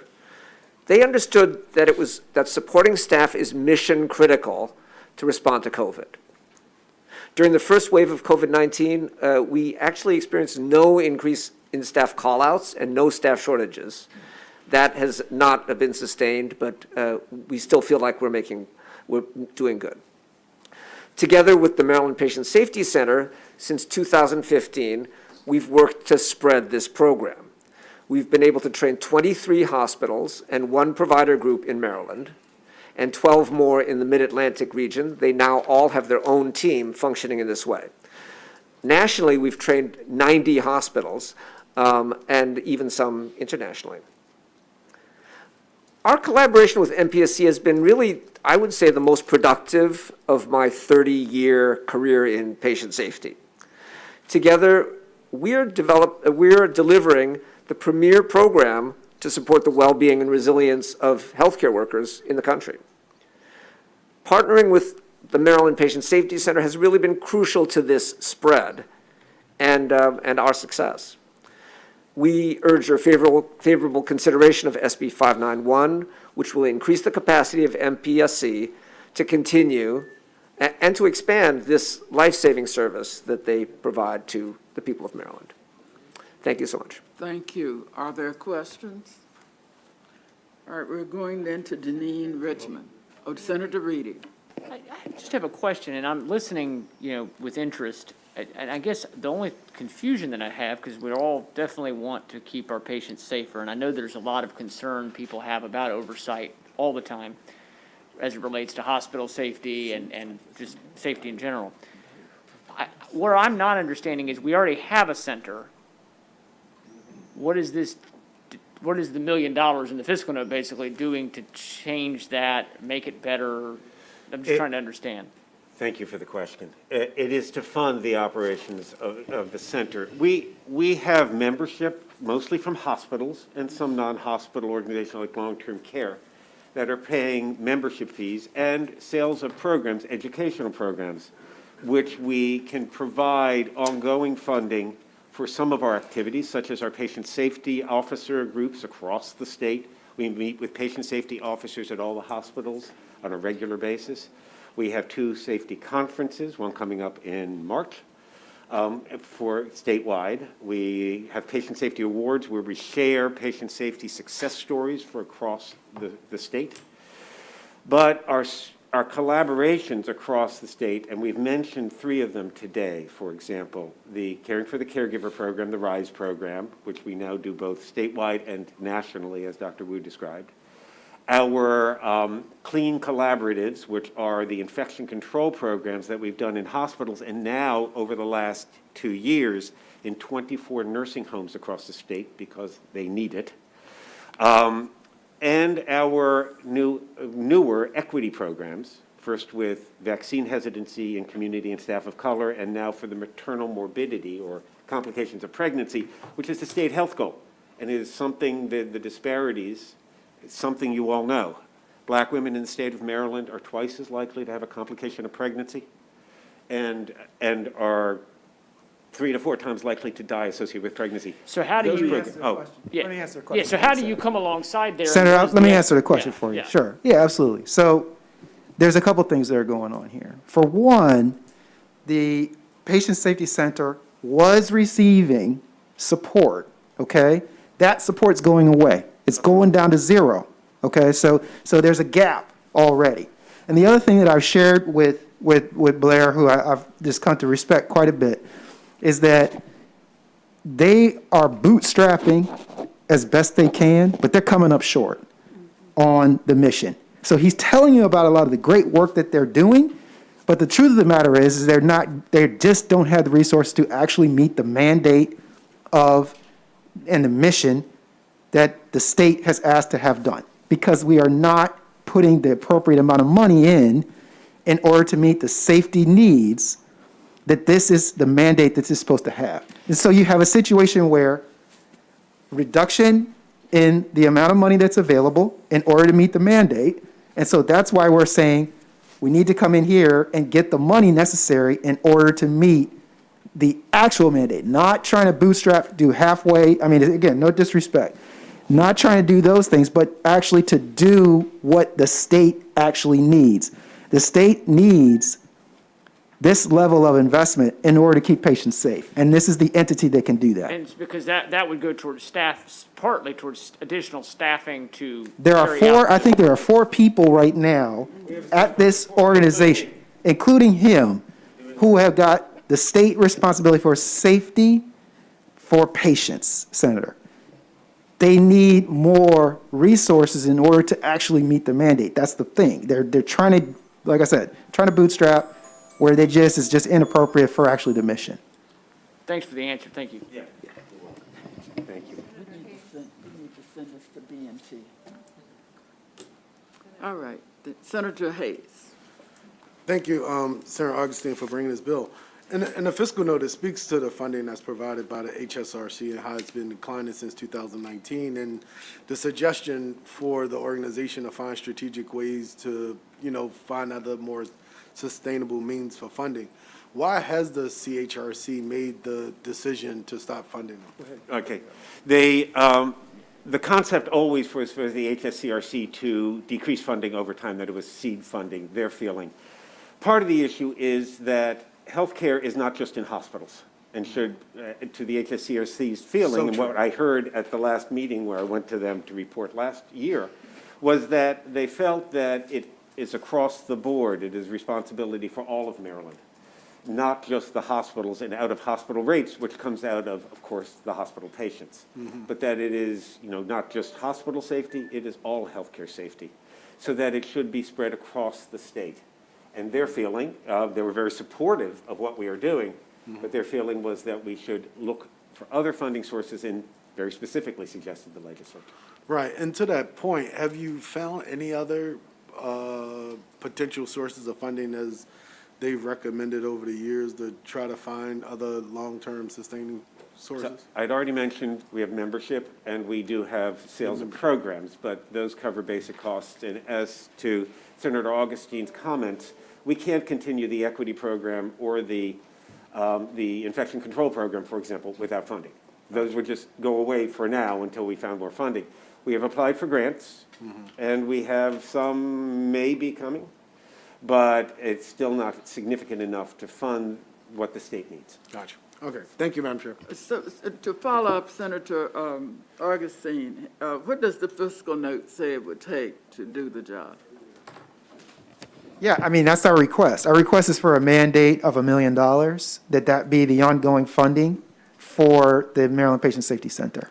I mean, so that's it. And since the original model has been basically hospital-based, and you are correct in saying not all the patients are going to be in the hospital. They're going to be in nursing homes, assisted living, private locations, various places. Does the fiscal note address the various settings that ought to be funded and how proportionately that ought to happen? I think that was the reason, Madam Chair, that they felt that it belonged in the general fund, actually, which would allow for it to be borne by all of Marylanders who would benefit from a more robust patient safety center. I think that's the whole purpose. Oh, okay. Senator Hayes. Thank you, Madam Chair. The more people ask questions, it makes me think of other things. But to your knowledge, has there ever been an effort to maybe partner with the University of Maryland system, with some of the academic institutions, or maybe the chancellor, and seeing if they could help support some of the work here? Senator, they are supportive, but again, let me just go back to how this is organized across the country. The system is supportive of the center. And they're partners. They are providing funding to the center. There's members who do provide support, okay? But it is just simply not sufficient. It is not sufficient for the mission itself. This is not done anywhere else in the country this way, where we're headed right now. Where it has been supported by the state, mostly. Most places that have a patient safety center in the country have realized and prioritized it as a priority for the state and have funded it directly from the state government.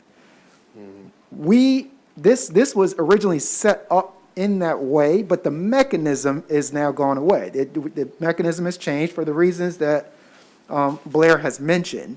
And so that's where we're trying to make this transition, still maintaining the commitment, but there's no doubt they have the memberships. They have been, out there also working with folks, partnering to provide programming that has reimbursement, grants.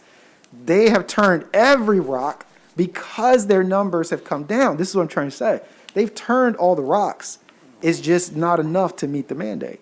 No, and I hear you. Well, I guess my questions come from, I'm not familiar with the center. This is the first time I've ever heard about it, and so I'm in a learning process right now. Absolutely, and Senator. trying to figure out what other things have been explored, and so I'm just thinking out loud and trying to figure it out. Thank you, Madam Chair. Okay, thank you. All right, we're going to listen to the last member of the panel, and we have two other witnesses, Deneen Richmond. Yes, good afternoon, and thank you, Madam Chair Kelly and other members of the Senate Finance Committee. I'm Deneen Richmond. I'm the president of Luminous Health Doctors Community Medical Center, a 206-bed acute care hospital in Prince George's County. I'm also a board member of the Maryland Patient Safety Center. and glad to be here to speak in support of Senate Bill 591. So as you've heard, the Maryland Patient Safety Center has a long history of focusing and having impact on improving patient safety throughout Maryland in all aspects of our healthcare environments, hospitals, physician offices, long-term care facilities, and others. I have the distinct honor of being on the front end of when the Maryland Patient Safety Center was formed back in 2003. At that time, it was a joint collaboration between the Maryland Hospital Association and the Delmarva Foundation. I was a senior vice president with the Delmarva Foundation, which at that time was the quality improvement organization under contract to CMS, by CMS for the state of Maryland, to form what we now know as the Maryland Patient Safety Center. And so in those early years, first 3 years or so, it was actually jointly run by the Maryland Hospital Association and the Delmarva Foundation. And as you've heard, it's since then become a separately incorporated patient safety center with national recognition and designation as well as state designation. The Maryland Patient Safety Center is a trusted voice in all aspects of patient safety. While we talk about quality and safety, there's also a direct connection between improving quality and safety and decreasing cost, which is an important focus for our Maryland total cost of care focus. My organization, my community, our patients have benefited from the impact of the Maryland Patient Safety Center. They play an important role as a convener, utilizing collaborative models where organizations can come together across the state. They provide evidence-based change initiatives, prevent us from reinventing the wheel by every healthcare organization doing that research and developing those interventions on its own. And that allows hospitals and others to focus on implementation of evidence-based interventions and addressing barriers that might be unique to our organizations. They also serve as a venue for sharing of best practices. Our organizational membership with Maryland Patient Safety Center provides us with unlimited access to all of their resources and the education that they provide. And their role is even more important than ever during COVID in the long-term recovery efforts that will be needed. As we all are aware, there's been a number of health equity issues that have been accentuated during this pandemic. There's also been an increase in safety issues like infection. Nationally, there's been up to a 60% increase in healthcare-associated infections, and this is the organization that, once again, really has that expertise to help us in being able to address that issue. So I just want to end by stressing that the Maryland Patient Safety Center provides extraordinary value to the state, and with stable funding, that will allow them to keep their eyes focused on their core strengths, which is improving quality and safety for all Marylanders. And thank you for the opportunity to speak to you this afternoon. Thank you. All right, I don't see any lights, so we're going to call on our next two witnesses, Ben Stephan and Tracy LaBelle.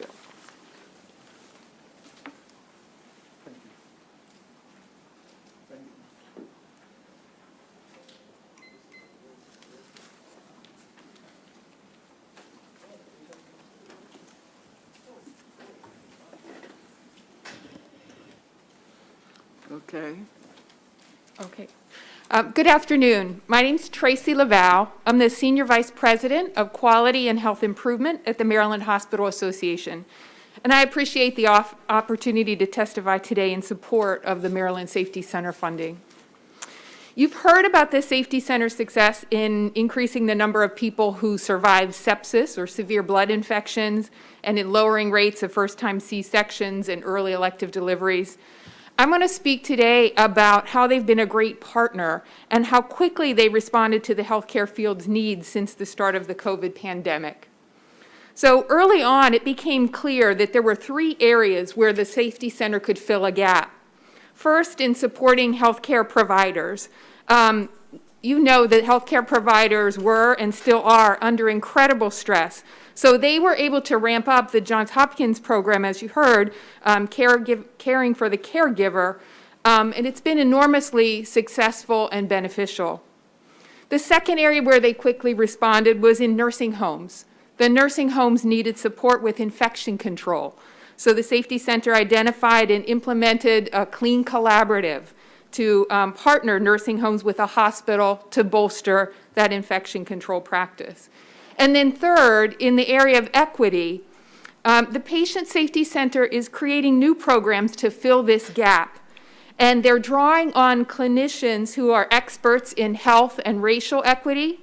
And they've created a very practical series to help clinicians understand and work through barriers and historic reasons that patients may have distrust with their healthcare providers. So those skills that the clinicians have learned help them to better engage patients in making decisions about their health. There's a lot more work that is underway in this area, and it's focused on primary care offices and emergency departments. And I'm very excited. I'd like to see that continue. So the Patient Safety Center's ability to respond to the needs of healthcare providers and policymakers in Maryland really speaks to and demonstrates how well they're connected to the healthcare leaders and those policymakers, and that they have the expertise to turn ideas into action and results. So permanent funding for the Safety Center will ensure that there's a sustained focus on the ability to improve the healthcare experience and the outcomes in health for Marylanders. So for those reasons, I ask for a favorable report on Senate Bill 591. Thank you. Let me ask, you talked about the need for the providers themselves to get care, so they have been under great stress, and then the nursing homes. Would the bill before us also take care of people who are operating in assisted living environments? So the programs that I was speaking to were the ones that have been put in place. I think with this expanded funding, it would be up to the Safety Center's leadership on exactly which programs they took further or what new things they implemented.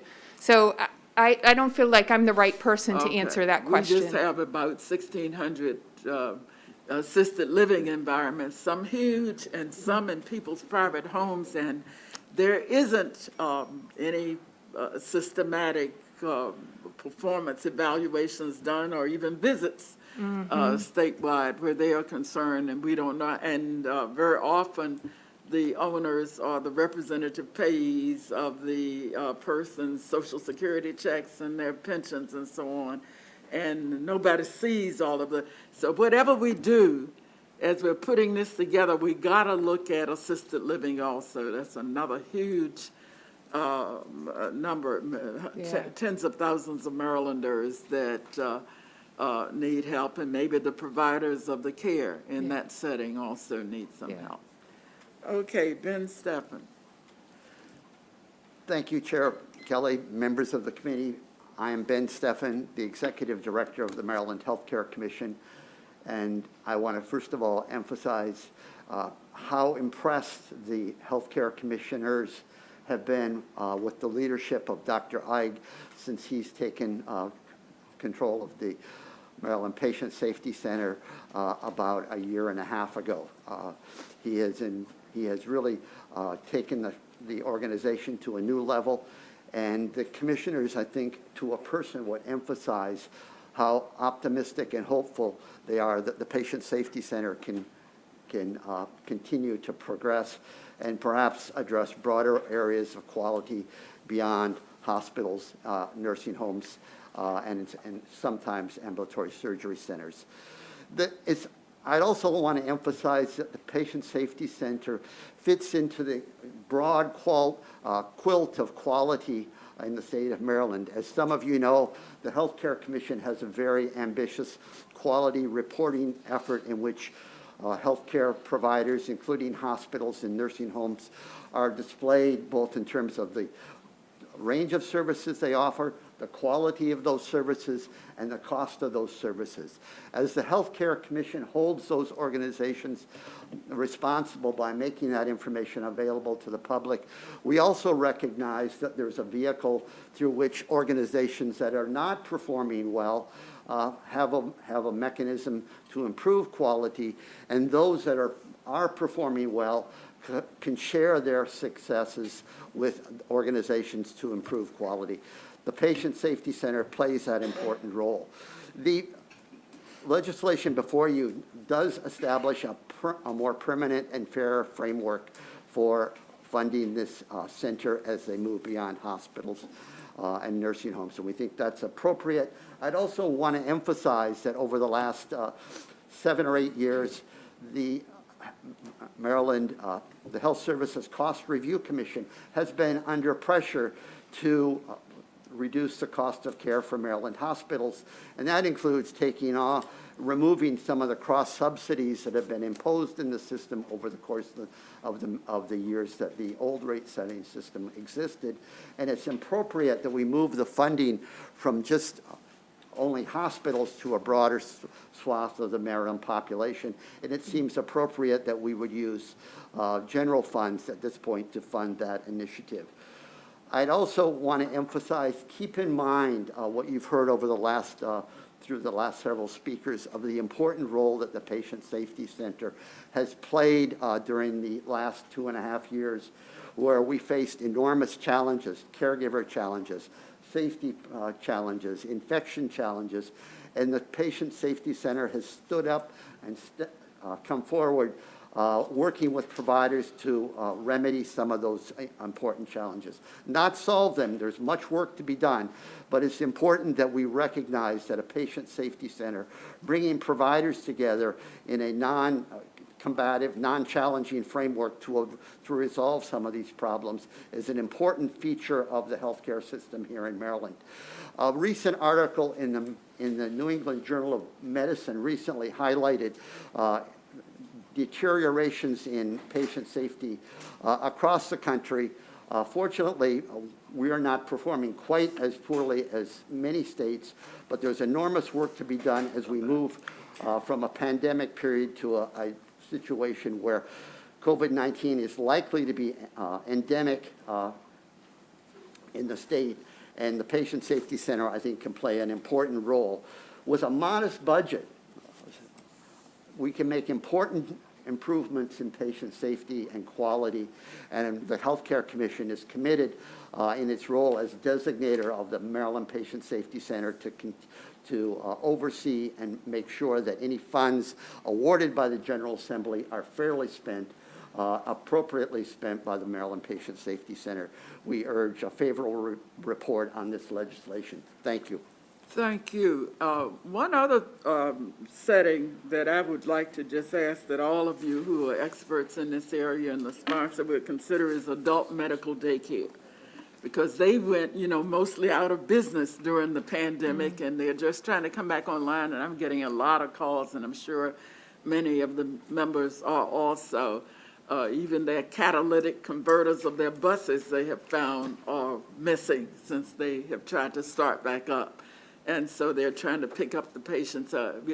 Patient safety is broad-based, and we need to make sure that when we ask for the money, we remind the state of all of the settings in which we will have large numbers of vulnerable patients and providers needing care. And we'd like to have Budget and Tax take a look at what it will take. I'll talk to you. Okay. Thanks so much. Senator Hayes. Thank you, Madam Chair. Ben, I was going to ask, why did the HSRC always get the acronyms mixed up in my head, but why you all decided to not fund the center? But I think you may have answered that a little bit, in that because of the pressure of getting away from spending as much funds on hospitals, is there anything, obviously you guys have been, looking at the progress and the outcomes over this, and that brings you to supporting this, but is there anything else that this committee should know or be aware of in given your work with the center over these years, or is it just that because of the pressure that you all have been receiving from getting away from hospital funding, this is a natural transition? I would, thank you, Senator. I think that's two factors. One, a couple of the speakers have talked about the need to broaden the focus of the patient safety center beyond hospitals, number one, and therefore the point, why should hospitals be the only funder? And two, as we've talked about several times before the committee, the hospital rate setting system has been a convenient vehicle through which we found opportunities to fund a wide range of initiatives. Now, I think sometimes people use the term, a technical term, it's a Christmas tree that we can hang off all sorts of additional other very important healthcare priorities. But increasingly, the federal government has become wise to this because that same feature is not available to other states. And the pressure is pretty strong to eliminate those types of cross subsidies as we move forward. I think clearly it's an existential threat should the state lose the ability to set rates locally as opposed at the federal government level, and HSCRC is taking that very seriously. Okay, thank you very much. I think that ends the testimony on this very important bill. And we're going Senator Augustine, I guess it's Augustine Day today. Senate Bill 549, Administrative Services Organizations, Requirements for Retraction, Repayment, or Mitigation of Claims. And let's see, I'll ask your panel to come up. Lori Doyle, Suzanne Blumberg, and Dan Martin. Thank you, Chair Kelly. Senator Malcolm Augustine here on Senate Bill 549, Administrative Services Organization, Requirements for Retraction, Repayment, or Mitigation of Claims. Senate Bill 549 requires Optum, the ASO, to meet certain requirements industry standards before it can retract or require repayment for claims submitted by providers with dates of service during the estimated payment period, processed or reprocessed by ASO during the estimated payment period. If they are unable to comply with the industry standard requirements, they must, at their own expense, retain an independent auditor to determine what, with input from affected providers, any amounts owed by those providers. Providers can request an independent audit to resolve differences regarding amounts owed following reasonable efforts to reach resolution. This also requires the MDH to report to our committee, Budget and Tax, Appropriations, and HEO no later than 30 days after enactment of the bill on the amount of differential between estimated payments and claims submitted by the providers that is attributable to this service disruption due to COVID, and any plan to forgive those balances caused by COVID service disruption. This bill does sunset after 2 years. Colleagues, you all are obviously very familiar with the Administrative Services Organization that's responsible for our public behavioral health system. And I just want to start, though, by just saying thank you to our providers who have been doing everything they can during a global pandemic to meet the public behavioral health needs of our Marylanders. It is just been an unbelievable time. And while they have been doing this, they have been really trying to figure out how to deal with a situation where it's been unclear about how they would be paid for the service that they have, how they would be able to pay their employees, and having to contend with a situation that you all are very, very familiar with. Last year, we had obviously passed legislation, thank you very much, that provided to the MIA, our commissioner, certain enforcement powers that was aimed at ensuring that the ASO be held the same prompt payment standards that exist in statute as others are. But this has still been a continuing struggle. It has really been a continuing struggle, the members of the committee. That was helpful, but it just still has not been able to help. And we are now facing recoupment of estimated payments from 2020 without sufficient accuracy and transparency, which is what this bill is all about. The ASO system erroneously processed and reprocessed claims, assigning them a new ID number every time, and has not been able to generate a full claims history report so that providers can check the math in terms of what they owe until literally like yesterday. And this is an ongoing process. I just acknowledge that that is an ongoing thing that's happening. Now, providers will need time to sort through the report to see if it does indeed provide the information that is required. In addition, there are claims providers submitted during the estimated payment period that are still sitting. They're unpaid. They're in the system. There are also claims for 2019 that we believe are erroneously denied. Clearly unpaid or erroneously denied claims should be deducted from any other amounts providers are owed. Now, Senate Bill 549's aim is giving providers the accuracy and transparency they need in order to check the math and ensure that everything is accurate. This is an emergency bill. This is an emergency. It's an emergency piece of legislation.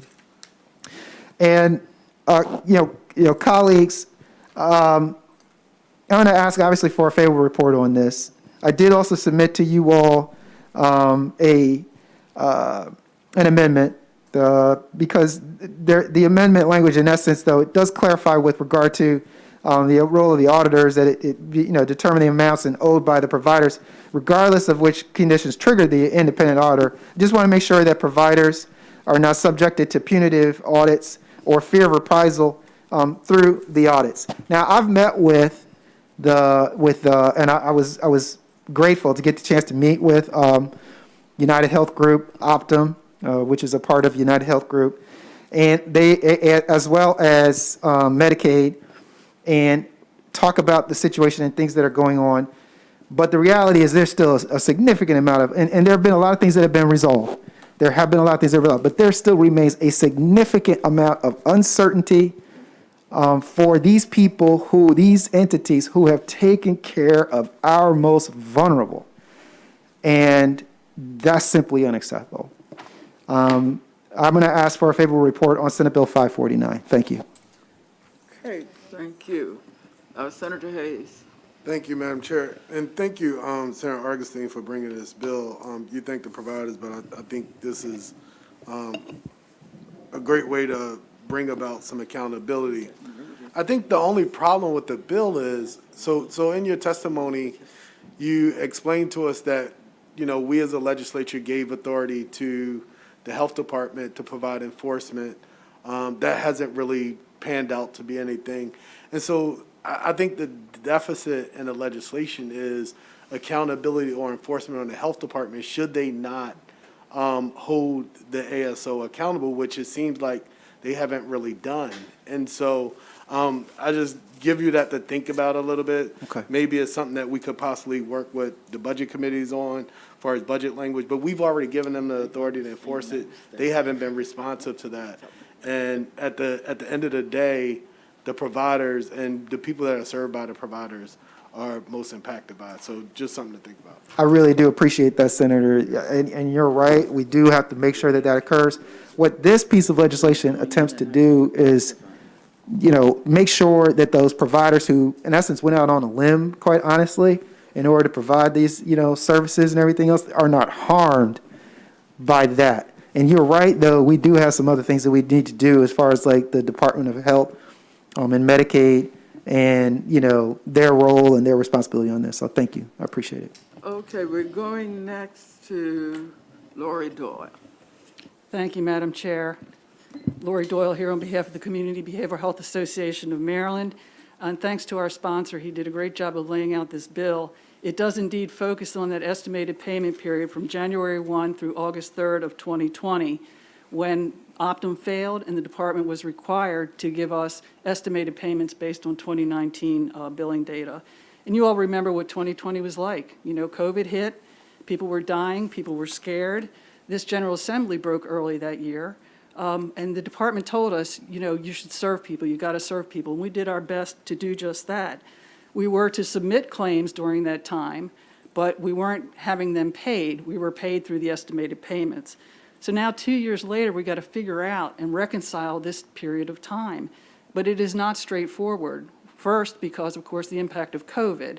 There were service disruptions. Some service providers like developmental disabilities and some long-term care providers got what were called retainer payments to shield them from the impact, the financial impact of COVID. Behavioral health providers did not. But the biggest complicating factor was Optum's dysfunction. You heard our sponsor talk about claims being processed and reprocessed, given new numbers each time. Some of those claims are still sitting there. Some are lost in their system. Yesterday, Optum provided what they call a full claims history report. We have yet to see if that's going to be the case.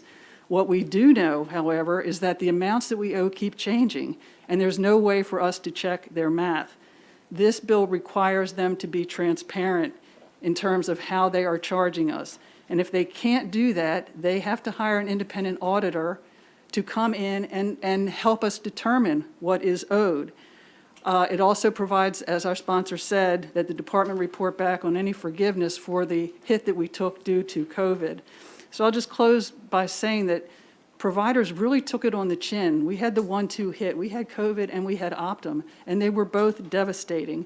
We are now facing payments back to the state at a time where we're also facing unprecedented demand. So we really ask that you help us out here. We have nowhere else to turn. Thank you. And if the current administration doesn't do right, we got to also appeal to the people who are running for governor, because I'll be honest, it was a mess to see what happened to this area of our very important healthcare infrastructure, and to have a new provider come in that wasn't prepared. The books weren't kept. You guys were all hit, and now we've had the breach in the computer of the health department.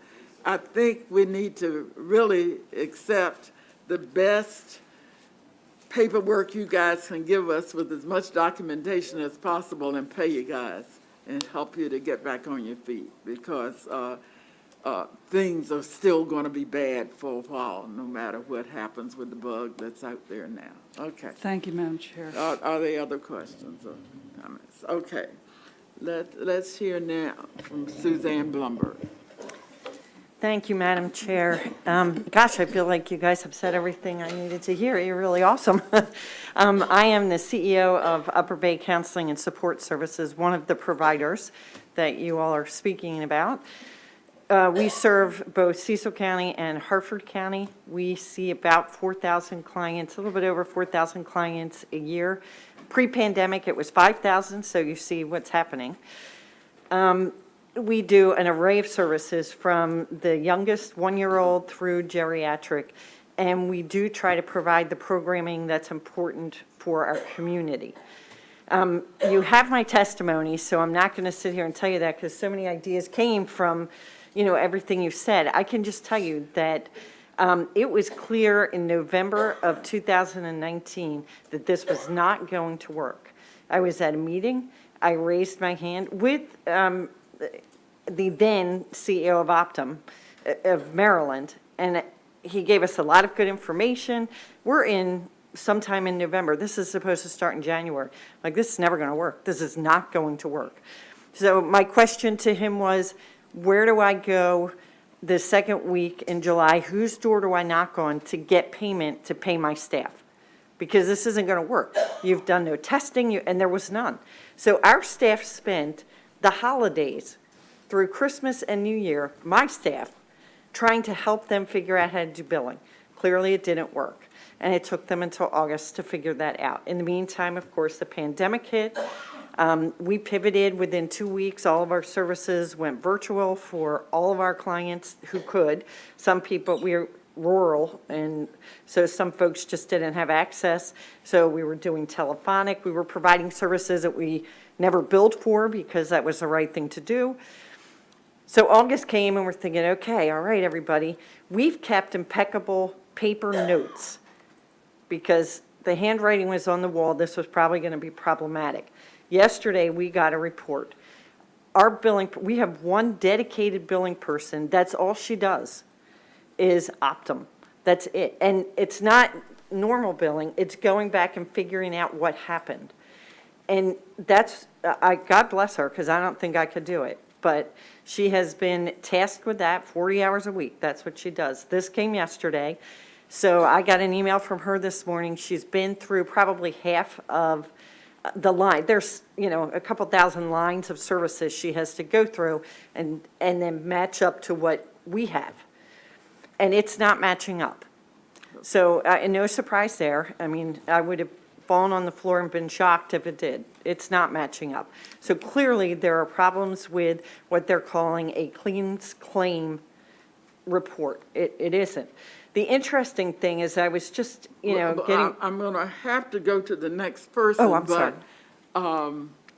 For all of you, keep all the records you can, be prepared, maybe working together on a plan.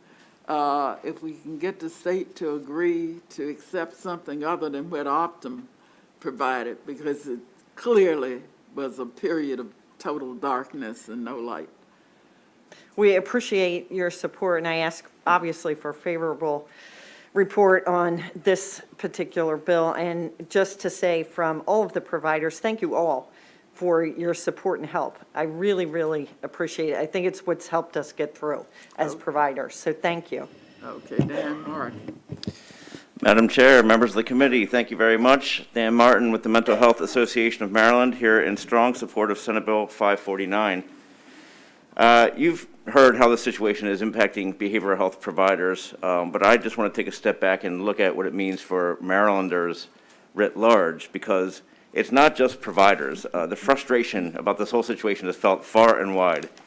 So I'm speaking today on behalf of the Mental Health Association of Maryland, which is a consumer education and advocacy organization, but also for the Maryland Behavioral Health Coalition, which penned a letter to Governor Hogan in September, highlighting the interminable challenges that you've been hearing about today and pleading for some kind of action to resolve the issue. And that coalition letter, which is attached to our written testimony, you have it in your written testimony, was co-signed by over 120 organizations, nonprofit organizations from around the state. And it included providers, of course, but it also included consumer organizations, family organizations, peer-led groups, professional associations, hospitals, health systems, and more. And still, though not a single one of the system failures outlined in that letter has been completely resolved, providers now face the prospect of paying back large sums of unverified sums of money despite lacking the reliable data that they need to, as Lori said, check Optum's math. And so here's the gist. We are experiencing an increasing demand for mental health and substance use services in the state like we have never seen before.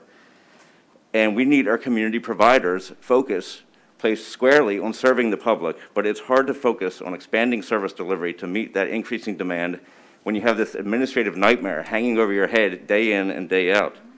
And so I recognize, and we recognize, that everybody that's been part of this has been working really hard over the past 2 years to fix this situation. The providers, of course, the Department of Health, and Optum too. Everybody's been working really hard, but we have to place consequences where they are deserved, and that is with Optum. It is their dysfunction that has caused these problems, and they should be the ones on the financial hook. Providers and consumers in Maryland must be held harmless as these reconciliation plans move forward. And so, for those reasons, I urge you to support and pass Senate Bill 549. Thank you. Thank you. Are there questions? All right, thank you. Thanks so very much. All right, let's go to Chrc, Adrian Bridenstine, and Michael Oliver. We'll take those three.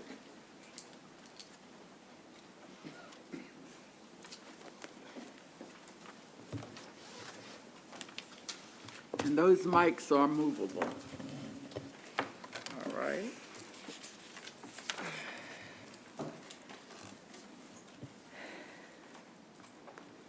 All right, we're starting with Adrian Bridenstine. Thank you, Madam Chair and members of the committee. I'm Adrian Bridenstine. I'm with Behavioral Health System Baltimore.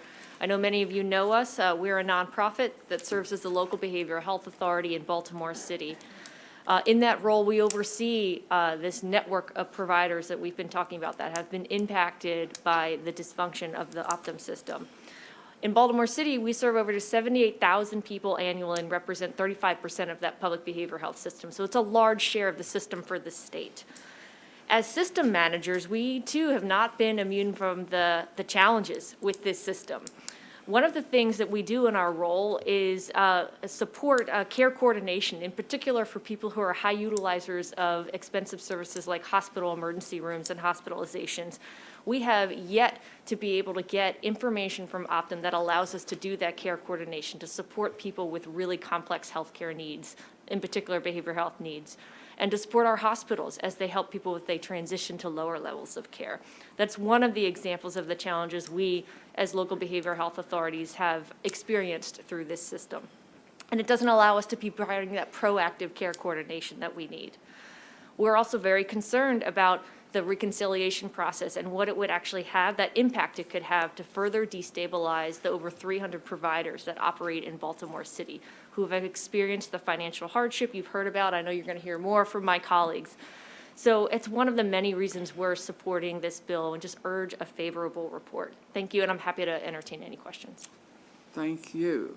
All right, we'll revert and go back to Carrie too. Thank you. Good afternoon, Madam Chair and members of the committee. My name is Carrie Guthrie Cho, and I'm the president and CEO of Cornerstone Montgomery, the largest service provider in Montgomery County. I'm also not going to tell you things that you've already heard, but I am going to give you some examples of how this has impacted us specifically. In December 2021, Optum denied 76% of our residential crisis psychiatrist services for no authorizations, all of which we believe to be erroneous, as authorizations are not required for that service. You will find other examples of these lovely denials in my written testimony, almost all of which are incorrect. And these denials involve hundreds of claims and thousands of dollars, and yes, they date back to 2019, but they also are as recent as 2021. We estimate that our cost and staff time to address these errors to be close to $200,000 based on the countless hours that we have staff spending managing this fiasco and doing all of the backtracking and checking. This entire situation has crippled our ability to manage and project cash flow with any confidence. And it also means that our FY21 audit will once again receive qualified opinion because of this issue. And that, of course, could affect our ability to apply for grants. So we really, truly do not have the cash reserves just to pay back potentially over $1 million on the say-so of a system that has been ineffective since its inception. I'm confident that you would agree that these unpaid or erroneously denied claims should be deducted from any amount that we are asked to repay. Senate Bill 549 is aimed at giving providers like us the accuracy and transparency we need to ensure that what we owe is accurate and reasonable so that we can continue to provide services to the most vulnerable in our community. We urge you to give Senate Bill 549 a favorable report, and thank you very much. Thank you. And we're going next to Michael Oliver. Good afternoon. My name is Michael Oliver, and I'm here representing MATOD, the Maryland Association for the Treatment of Opioid Addiction, as well as MADC, the Maryland Association, or the Alcohol and Drug Directors Council, sorry. I'm also here as a treatment provider who has been on the phone calls and the discussions with MDH and Optum starting back in November and December 2019. I'm not going to go through all the issues that we've come through today and these still outstanding ones. I did want to focus on a couple of things, however. Throughout this whole process, there's been one thing that is consistent, and that is a lack of statutory protection that providers have had from the failing ASO. The ASO has already initiated a retraction process, as have been currently. This is regards to the retro eligibility. This is one of the many examples which a poorly functioning ASO implemented a process that was not ready without communication to the provider community, which caused overpayments and confusion. This retraction is happening as we speak, while the ASO is fully aware of issues regarding these claims that providers have been raising for months. Just a few of these that are continuing to happen as they pull back money are lack of claim receipts, claims inappropriately denied due to third-party liability, and changing totals of amount owed, which has yet to be communicated to the provider community as a whole, but has been talked about on numerous phone calls with leadership. Protection needs to be afforded to the provider community to ensure the ASO is acting responsibly, communicating effectively their intentions, and providing all the data needed to be reconciled in a usable format, and providing an avenue to address disagreements as through a third party, not MDH and Optum. It's also doubly important to emphasize the need for forgiveness of money owed. We've talked before about the impact of the COVID-19 pandemic, but also the amount of money, time, and effort that providers have spent to date without even beginning reconciliation proper in order to try to solve these issues with these outstanding claims. The failed ASL rollout and now looming reconciliation were not caused by the provider communities, but we are being the ones forced to clean up their mistakes. Even in a scenario where a provider works with the ASO and finds an agreeable amount of money paid back, the provider is still on the losing end. We have spent money that it would not be compensated in hiring new staff, retraining staff, diverting them from their primary course of work, and dividing them from the primary course of work and hiring new staff in order to manually work through all these things. It has ended up costing tens or even hundreds of thousands of dollars. Protections for providers in this process is essential, and we therefore ask for a favorable report on Senate Bill 549. But for this to be made right, forgiveness for the burden providers have had to carry for the last 2 years must also be given consideration. I thank you for your time, and we'll be happy to answer any questions you may have. And we all wish we could have the power to do something about it right away. It's the most awful situation. I don't see any red lights on right now. You guys did a good job of explaining. And let's see, now we'll go to Scott Becker and Chandra Chester.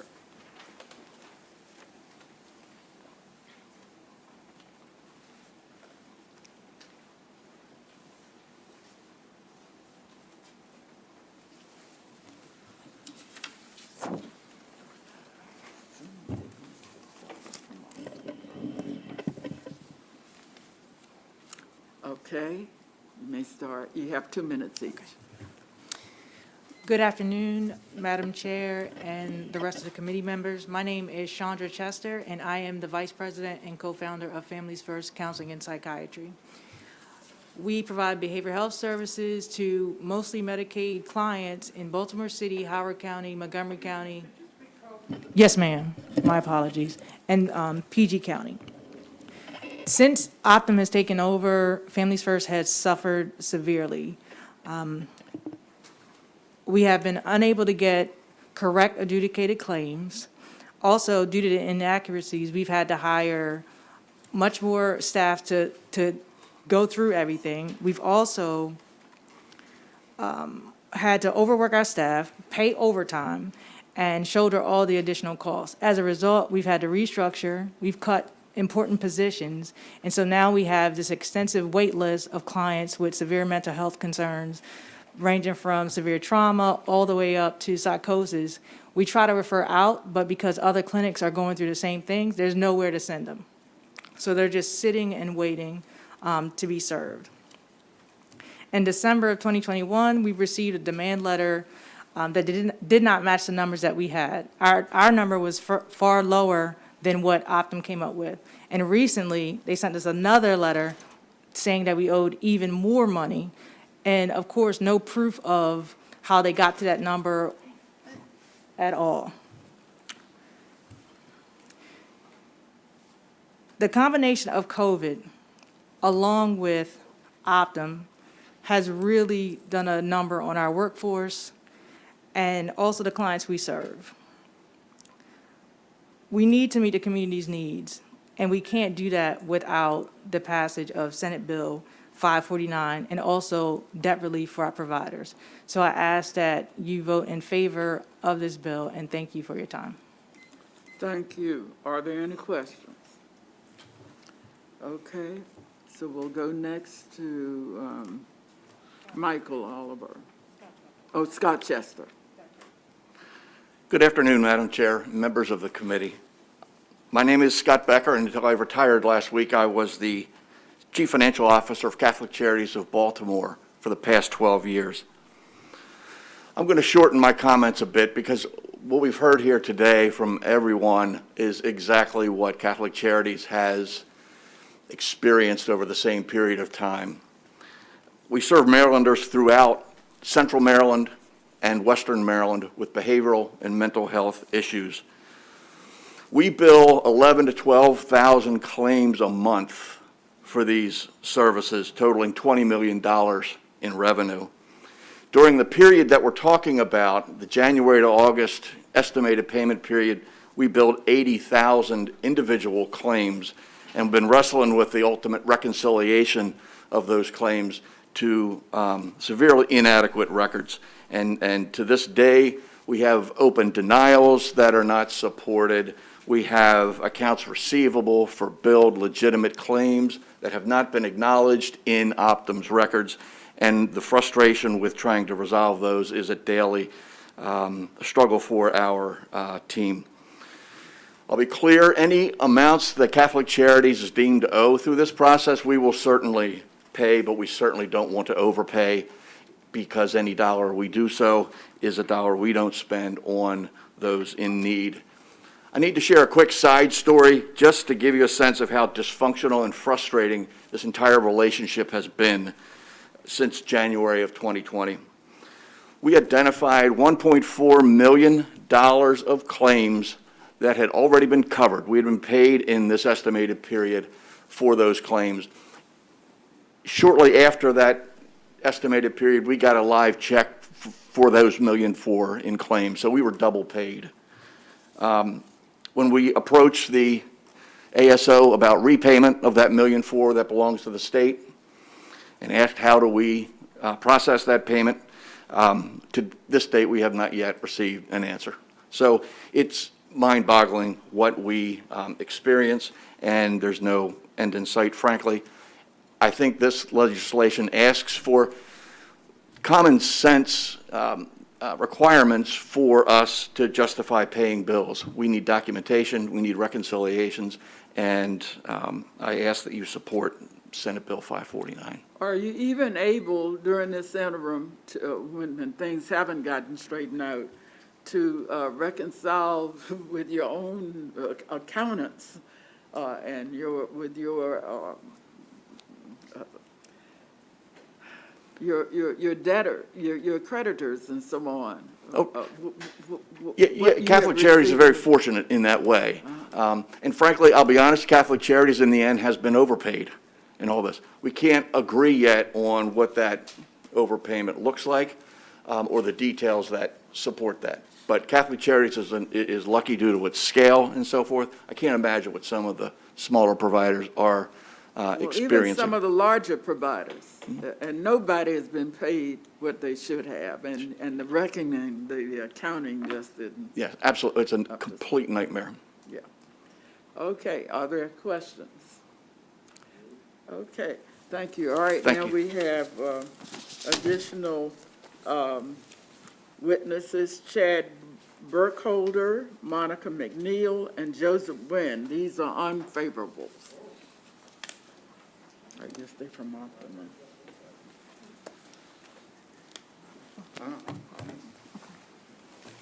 And those mics are movable. You have 2 minutes each. Yes, ma'am.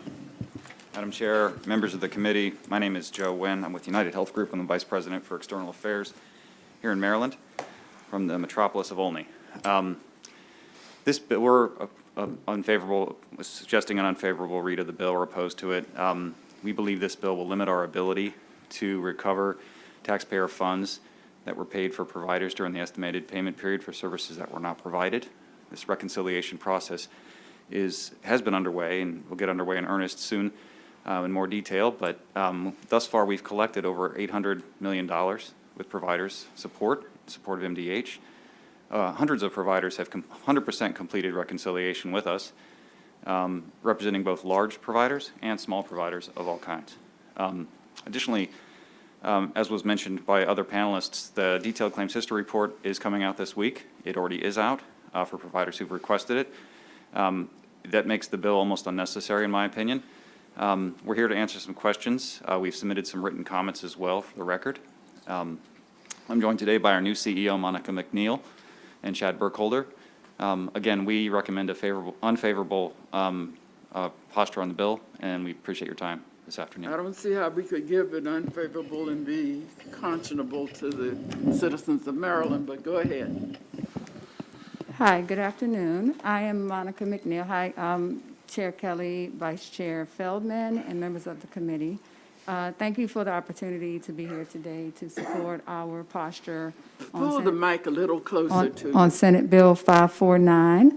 I'm Monica McNeil. I'm the new CEO of Optum Maryland, and also new to this process. While I am new to Optum Maryland, I'm not new to United Health Group Optum, as I've been here for 20 years.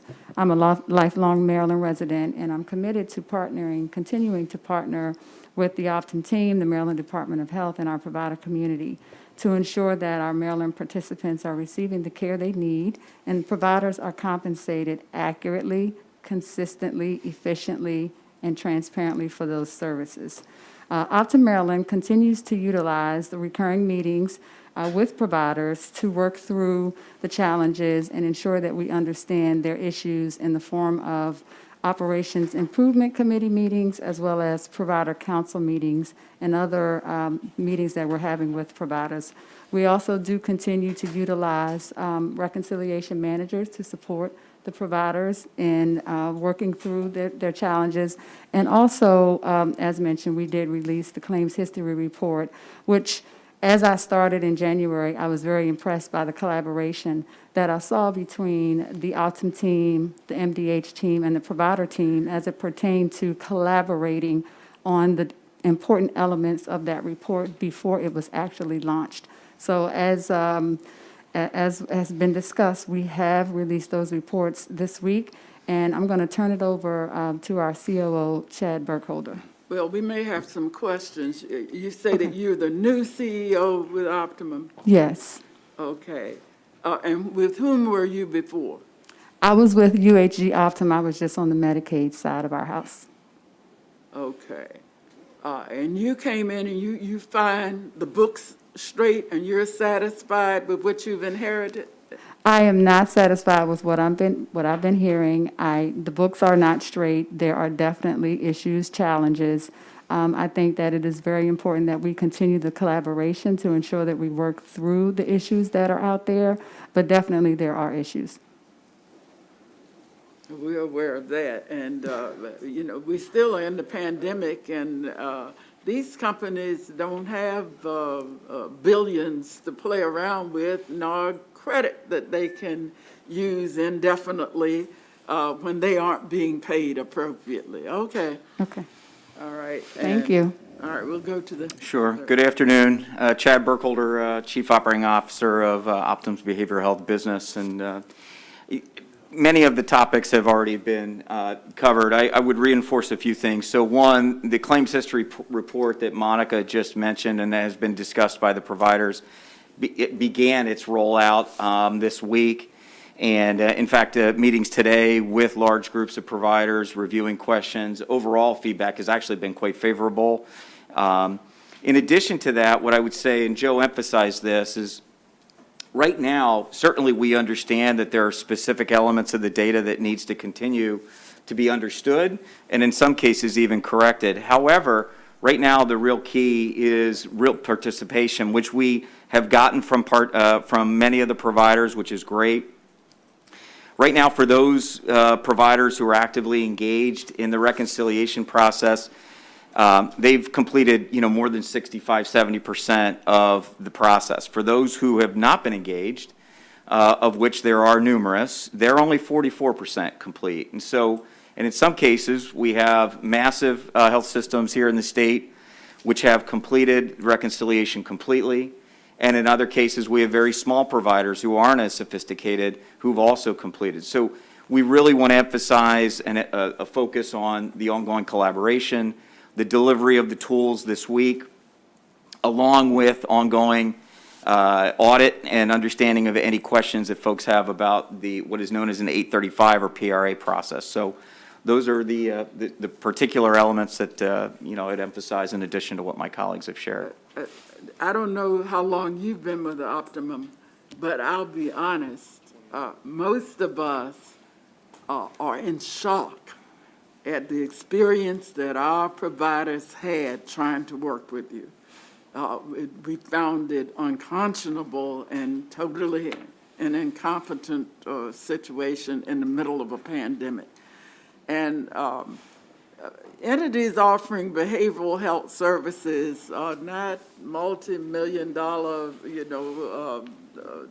don't have those kinds of cushions.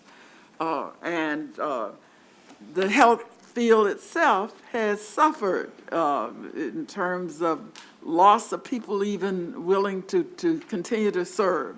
And then some could not continue based on what they experienced just because of these administrative and financial nightmares that they've been through.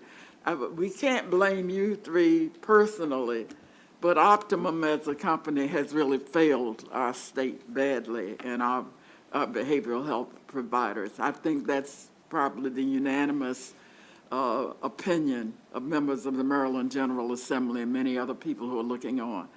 And we want the rest of the mess cleared up as soon as possible. We are not sure that you can do it all considering how much went wrong in that 2-year or so period of time. And the state might need to get somebody else to come in to look over your books to be sure what is going on and what should happen. We don't want to lose more providers. The public can't afford to lose more service. And so we don't blame you guys personally, but you represent Optimum, and our heart hurts for the people of Maryland who need behavioral health services in the middle of this pandemic, and the company is trying to serve them. Are there questions? Senator Jennings. Thank you, Madam Chair. I think as you guys can see, with the heads nodding here as the chairwoman was speaking and others, many of us are dealing with this with providers in our district. I've been working the case since last year, calling the Secretary of Health, trying to see what we can do to expedite it because that provider can't pay the salaries of his, the men and women working for him. So people aren't getting the service they need. And you come in here and you tell us, vote no, we don't like the bill. What do we tell our service providers? What plan do you have? What do you suggest to us to say, okay, if we're not going to go forward with this legislation, then what do we do to ensure that these providers are getting paid so that they can keep their staff hired so that they can keep taking care of our constituents? Because, as you've heard, it's bad out there with the mental health situation. So I'm just asking, what plan do we have if we vote no on this bill? What reassurance do we have that this will be fixed quickly, or what do we need to go back to our providers and say, here's what you need to get it expedited? Is my question to you guys. I can take that one, guys. Okay. So thank you for the question. So first of all, there's a few things that I think we got to be clear about. So one is the estimated payment period largely is a period of overpayments, not underpayments.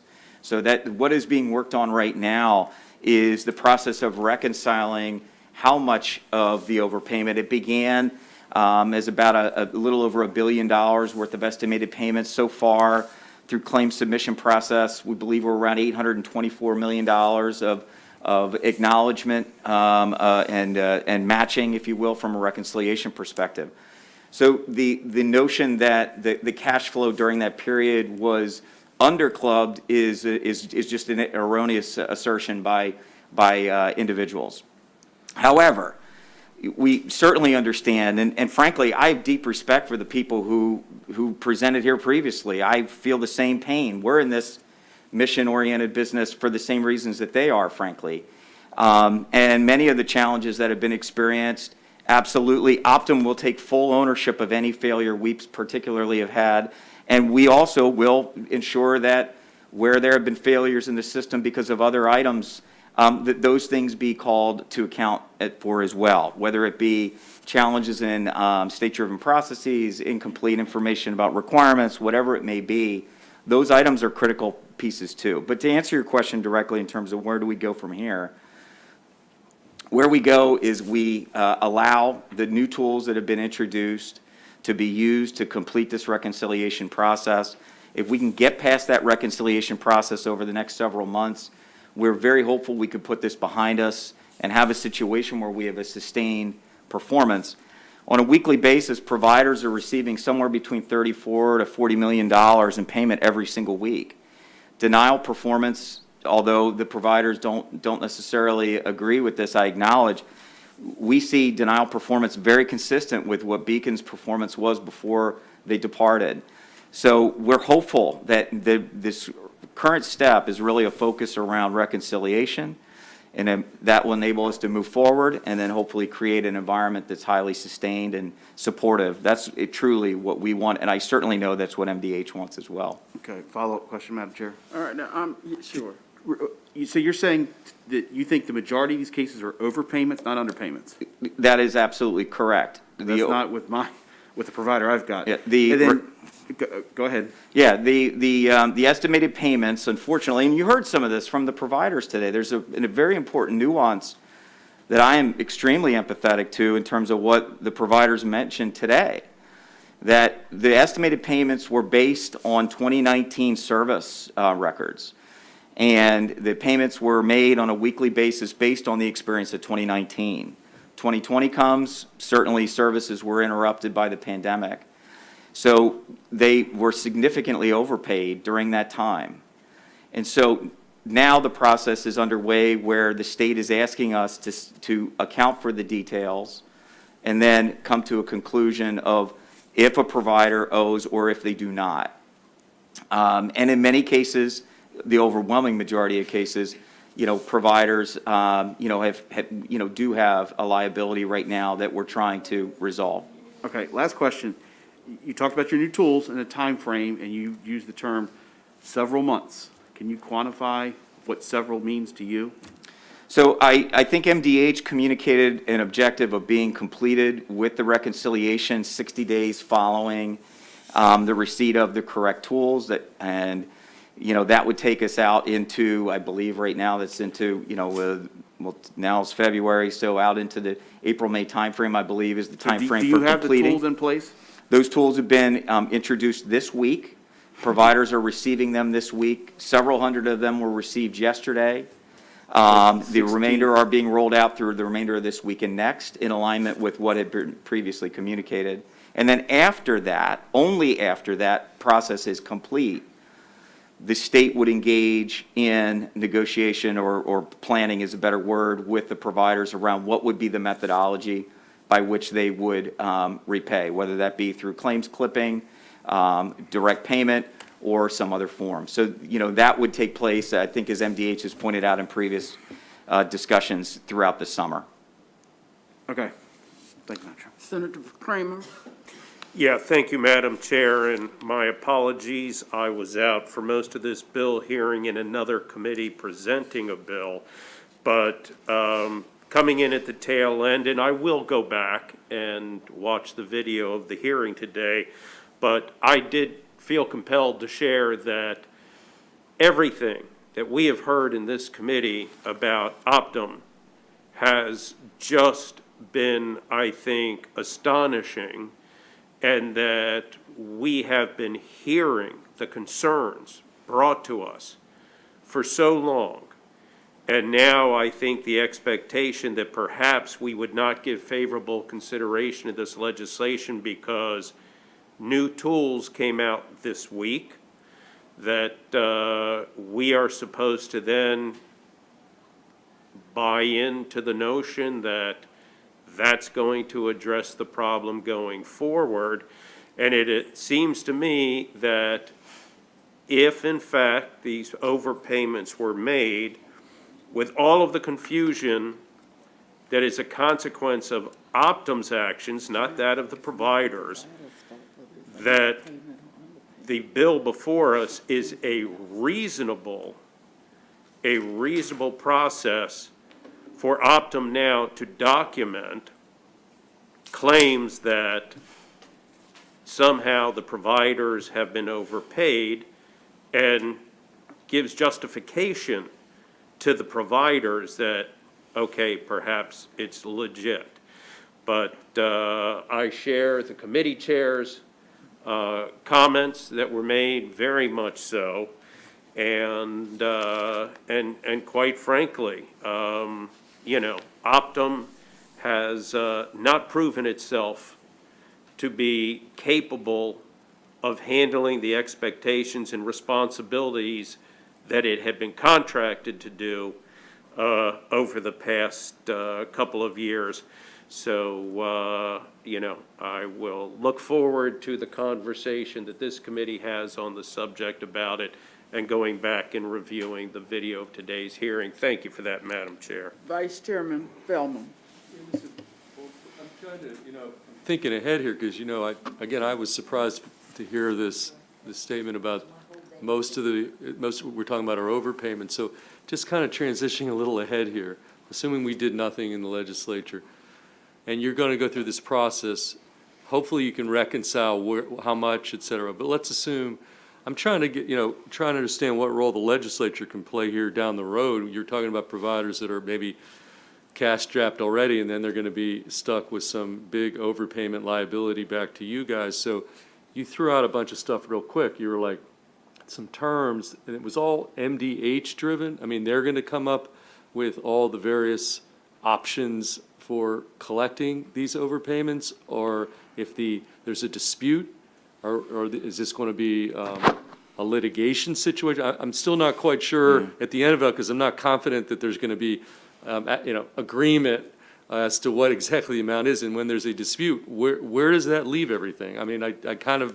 sort of sense this could end up even messier with the amount of money you're talking about. Could you just give me a little idea where this could be heading if there's massive numbers of disputed amounts in play here? And Sure. So first of all, I know that MDH had announced a while back, and I think it was a subject of discussion at one of the recent hearings, in which there would be an arbitration-like opportunity for individuals to bring concerns forward, sponsored by one of the agencies of the state. And so I think that MDH would be in a better position to go into the deep details of what their intentions are for that, but that would not be a process administered at all by Optum or, the ASO in general. So that's that. So that arbitration element, or, that type of engagement. So I have to interject a little bit. It concerns me a little bit because, we're in year 8 of an 8-year term in the current MDH world. It's not going to be that long from now where there's a whole different crowd coming into MDH, which may have their own completely different views on everything. And so I can see chaos in a transition period. I can see chaos. There's not, the consistency you're thinking about to have one team laying out a plan that might be overly optimistic. So I didn't mean to interrupt, but No, and I understand the concern. I wouldn't be in a position, I don't think, to offer much opinion on what their plans have been or what they're intending. But the other element, when you talked about the terms, just to clarify that part of your question. So once an individual is clear that that there is any form of balance which remains following reconciliation, that's when MDH, with the support of Optum, would engage the providers to say, what is the methodology by which you would want to accomplish the repayment? Would you want to accomplish that through each week, a portion of the claims dollars that were adjudicated that week be siphoned back to the balance? Would you want to do some type of periodic payment? Would you want to do full payment? And frankly, so far, we've actually, amongst, the nearly 400 providers who've completed the process, we are already hearing them speak about a variety of interests. So I think MDH is trying not to make it a one-size-fits-all kind of approach and kind of understand the needs. But again, I think they will be in better position to that's a provider-driven choice? I mean, like, you guys could look and say, well, I know that's what you want, but we don't think you have the wherewithal to do what you just told us you want to do. I mean, I could see sort of all kinds of scenarios where, okay, I'll just stream, but this is kind of a big issue. Okay, I'm going to call on Senator Klossmeyer next. Thank you, Madam Chair. And this is a big issue, and I don't think anyone in this room has not been affected by it for all of our providers in all of our districts. And at this point of history, I guess you would say, there are so many needs for behavioral health, for all kinds of different mental health and behavioral health. And I just want you to do what you got to do to fix the whole thing, because it's just a mess. And I don't want some places to close down because they have run out of money. So please, fix it. Thank you. I'm going to butt in and say, I don't think that you guys were able to fix it. You see, an overpayment is as much an inaccuracy as an underpayment, and you're the ones doing the paying. And right there in the middle of 2020, the behavioral health organizations began to say to us then, 1 week I'm overpaid, another week I'm underpaid. We are told, hold on to what you got as an overpayment, we'll get straight later. That is chaos. These people not only had to serve people in mental health crisis, but you could have almost driven them crazy. What they are in is not their fault. It's the fault of your organization. And you may not be the persons who were there at the time. And I understand you come in today with a new chair or president. But the point is, Optimum is the problem, as is the health department, which should never have given you the contract. You literally were not prepared to do the job. The job wasn't done when the crisis was much worse than it is even now, except that they can't get out of harm's way. And you're feeling that if you say there is an overpayment of a certain amount, they should do something about paying it on a regular. You made so many mistakes, I don't mean you as individuals, but as an organization, till nothing that you could tell us is believable. Senator Augustine. There's not much else I need to say other than what the chair just said. I did want to reiterate that, though. I mean, that was where I was coming from. And this bill is about the overpayment, and it is about a framework to make sure that our providers are protected. There are elements I know of what you've put forward. I haven't yet seen it because I know it just came out, that do take into consideration some of the things that are in this bill. But that's what this bill is about. Thank you, Madam Chair. I appreciate it. I appreciate y'all coming here today. Thank you. Okay. All right. Thanks so much. This ends the testimony on this bill. We're going next to Senate Bill 874, Senator Wallstreicher.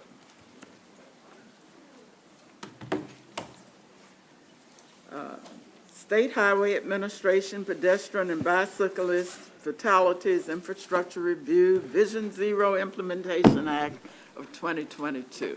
Thank you. Okay. Madam And Chair. Is Joshua Fellmark your main, okay? Yes, ma'am. All right. All right. Now for something completely different. Madam Chair, Mr. Vice Chairman, members of the committee, let me start with a question. Have you ever seen a collision reconstruction report? These are amazing documents.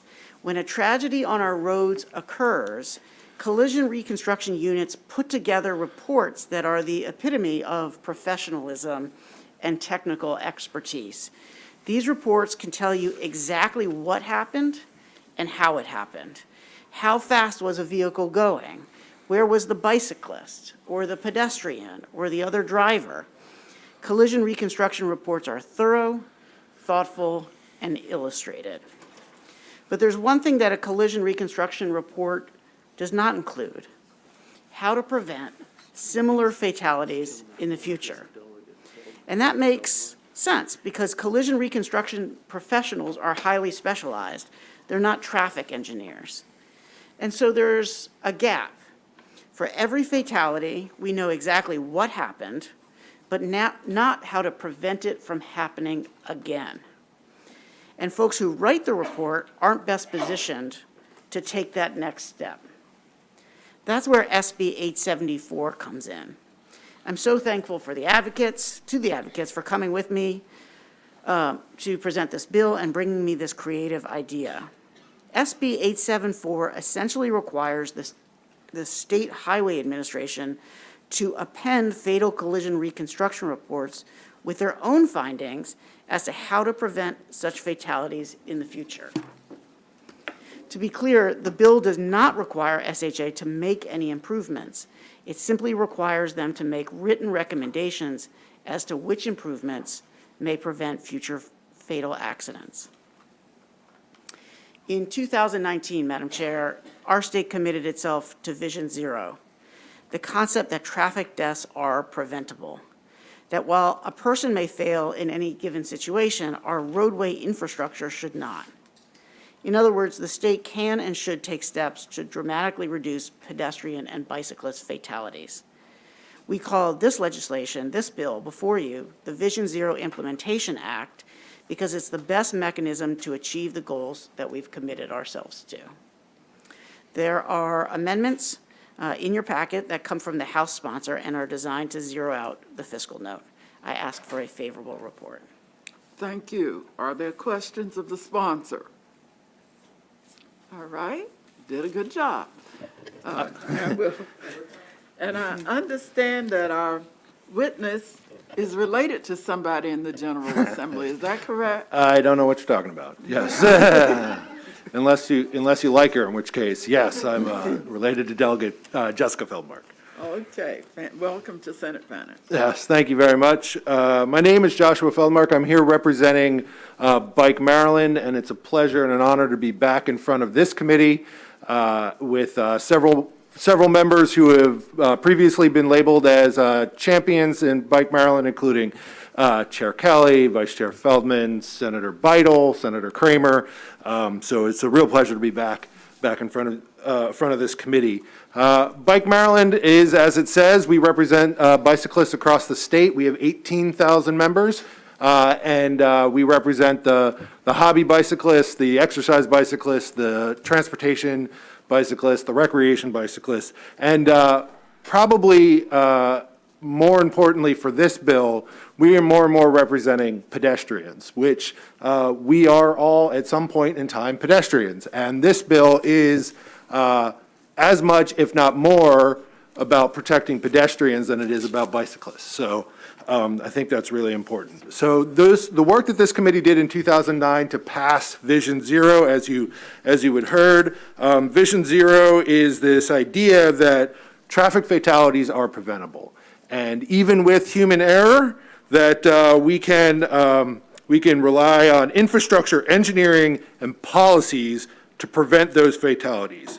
Vision Zero examines factors that are essential for safety mobility, including roadway design, speed enforcement, user behavior, technology, and policies. This proposed legislation is the fundamental, critical next step to making Vision Zero in Maryland successful. So the only things that I want to add is that also we have, recent studies have showed that the majority of traffic slowdowns in Maryland are non-recurring. And so what that means is they are a result of crashes. And so actually, even though Vision Zero promotes the priority of safety over speed, it in the end will also help us get to our destinations faster. And finally, as to the sponsor amendments, we are in full favor of it, not just because it brings the fiscal note down to near zero, which I think we can all agree is great, but also what it really does is in our conversations with MDOT and the State Highway Administration, they do a lot of the reports and studies that we are asking for in this bill. They don't do it as in depth, but what we decided was probably best is let's have these reports that they are doing become more public. So then we can have the public discussion to be able to figure out the intersections and the work that we can do to make everybody safe on state highways. So with that, I urge a favorable report. Okay, Senator Kramer. Thank you, Madam Chair, and thank you for your testimony, Mr. Feldmark. Appreciate your comments. And my thanks to Senator Waldstreicher for this good bill that, as a bicyclist who very much enjoys the opportunity to get out whenever possible and do just that, good work on the legislation, and it's important to it's an important aspect that has not been previously addressed. So thank you both for that. Okay, are there other comments? All right, thank you very much. And there doesn't appear to be any opposition. Okay. Thank you, Madam Chair. Thank you, everyone. All right, Senator West. Senate Bill 584, Task Force on Traffic Patterns and Infrastructure on Maryland Route 45, York Road. Thank you, Madam Chair, and members of the committee. It's a pleasure to be with you. Welcome to Senate Finance. Thank you. Maryland Route 45, which is known as York Road, runs through the heart of central Towson. When I was a child growing up in Towson in the 1950s, Towson was a sleepy community, and York Road was a quiet, little-traveled thoroughfare. Not so these days.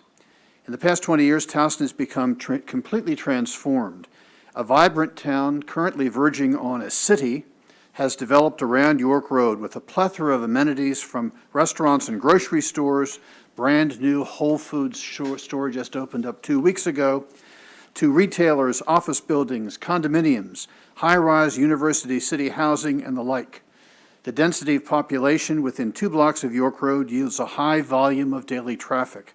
The high traffic volume presents infrastructure challenges relating to congestion, parking, and pedestrian traffic.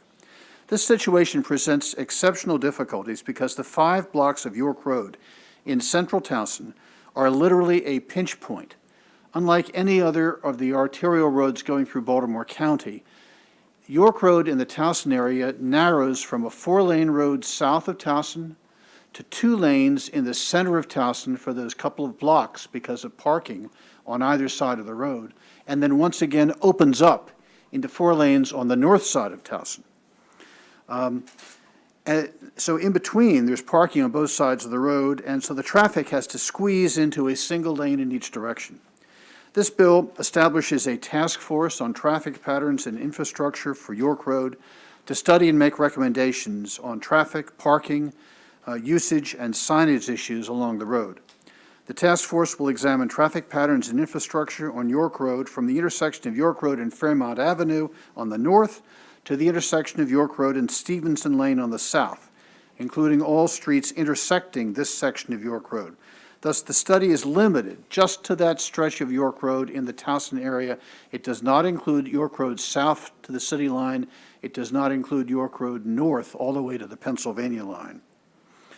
The study will examine the effects and advisability of restricting or removing street parking along this section of York Road, the advisability and feasibility of creating a bike lane, and expanding sidewalk width for increased walkability, and the effectiveness of current signage in encouraging motorists to use the existing Bosley Avenue bypass instead of driving right through the center of Towson. The bill was requested by the Towson Chamber of Commerce and the Greater Towson Committee. This local Baltimore County piece of legislation was considered by the Baltimore County Senate delegation on Monday, and a vote will be taken at our next meeting. Delegate Forbes has the cross-file of this bill. If the vote is favorable, I will forward the delegation's endorsement letter to the Finance Committee. Finally, the chair of the committee expressed some concern on Monday at the delegation meeting about why we couldn't do studies of other roads in Baltimore County. And so I contacted the State Highway Administration's local representative, Wendy Walcott, and she sent me an email which says, I'm writing in follow-up to your call and questions yesterday regarding this bill. As we discussed, SHA wants to reach and involve community members in project development and other initiatives involving state roadways. However, the staff and resources available to participate in ongoing task force efforts is limited. Therefore, it is best to focus these resources on specific safety needs or projects in development as applicable. To translate that into plain English, they don't have the resources to simultaneously engage in multiple traffic studies. So I'm hoping that this committee will give this bill a favorable report, and there's no reason why this study is going to take too long, and there should be availability to do further traffic studies on other of the Baltimore County's arterial roads. I'll be happy to take any questions. Senator Jennings. Thank you, Madam Chair. Senator, I know the road very well. You know, college days spent there at the crease and stuff, and I understand the frustration. But I think every one of us has issues in our district of roads where we've fought with the state highway. I mean, I've got one, I'm trying to get a traffic light. We've had accident after accident after accident. State highway says it doesn't meet the threshold to have a light. what I'm afraid of is if we go down this avenue, we're all going to come in here with these task force bills. Is this common? I've never, through my years, have seen such a detailed task force on one particular road section. Do you know if we've done this before? Are we opening up Pandora's box? Well, having not been a member of this committee, I'm not familiar with the bills that are assigned to this committee, and so you would be more familiar with the bills like this than I would. My concern is that the Towson Chamber has been trying to get a study for some time and has not been able to do it, and turned to me as their state senator and said, you know, you're down there, you're a state official, and the State Highway Administration, the state agency, can't you get it for us? So I said, well, I'll try. Okay. I mean, So that's the genesis of this bill. every time I've had an issue like this, I've always gone to B&T, and I've worked it in the budget.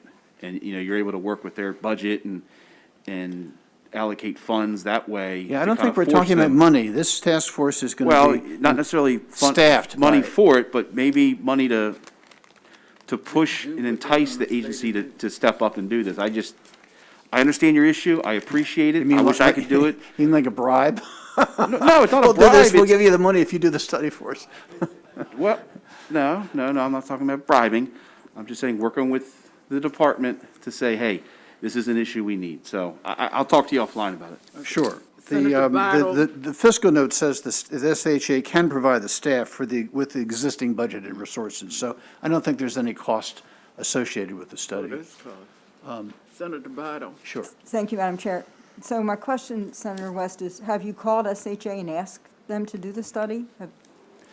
I haven't personally until now, but this Towson Chamber has been trying to get them to do a study for some time without success. So that's why I've they had came a to little me and said, success. could I do it? You may not have the same district engineer I have, but I've had a little success requesting studies like this, and that's why I just wonder if you've talked directly to Mr. Smith at SHA. I talked to Ms. Wolcott earlier this week. Okay. And I got the email that you heard, which certainly doesn't enthusiastically embrace the idea of a study, but basically says that if we pass a bill telling them to study, they'll do it. Okay, thank you. Sure. Okay. No other questions? Senator Hayes. Thank you, Madam Chair. You know, typically I don't get involved in local bills, but I share some of the same concerns Senator Jennings have. You know, unlike when we had this long hour-and-a-half debate on 83 last year in Baltimore City, has there been any consideration on what impact it may have on, like, the other routes there? Like, you know, York Road runs both ways, and I guess you narrowed it down because of conversations that you had with state highways, but do they anticipate any of the changes having impacts on those other parts of the roadway? I haven't talked to them about that, but we narrowed it down basically to 10 blocks. Right. So this is not a major study of the entire road. It's just the 10 blocks on either side of the pinch point in the central part of Towson, which is far more congested today than it was 3 weeks ago because of this brand-new Whole Foods market, which is bringing people from all over the place right there. Yeah. So the problem has only gotten greatly exacerbated in the last 3 weeks. No, I agree with you. I've driven through there, and I'm familiar with it. I think definitely something needs to be done, but I think, you know, as Senator Jennings was alluded to, oftentimes there's budget language and stuff like that to hold money, not a bribe, but to hold money in expectation that something will be done, like a task force or whatever. So I think that's what he was getting at, and I think that's something that could probably be explored a little bit more. Thank you, Madam Chair. Thank you. Let me just say that I share Senator Jennings' frustration. For 3 years, I tried to get a traffic light outside of Broadmead, a retirement community where people were literally taking their lives in their hands, trying to get out of there onto York Road. And the SHA was not the most responsive state agency I've ever dealt with. Let's just put it that way. So, but on the other hand, there has to be a way to get these problems solved. You know, if the General Assembly says we shouldn't do anything, and the SHA refuses to do these sorts of studies, what are we to do? Okay, any additional questions for Senator West? Seeing none, I hereby declare this set of hearings today. We are hereby adjourned.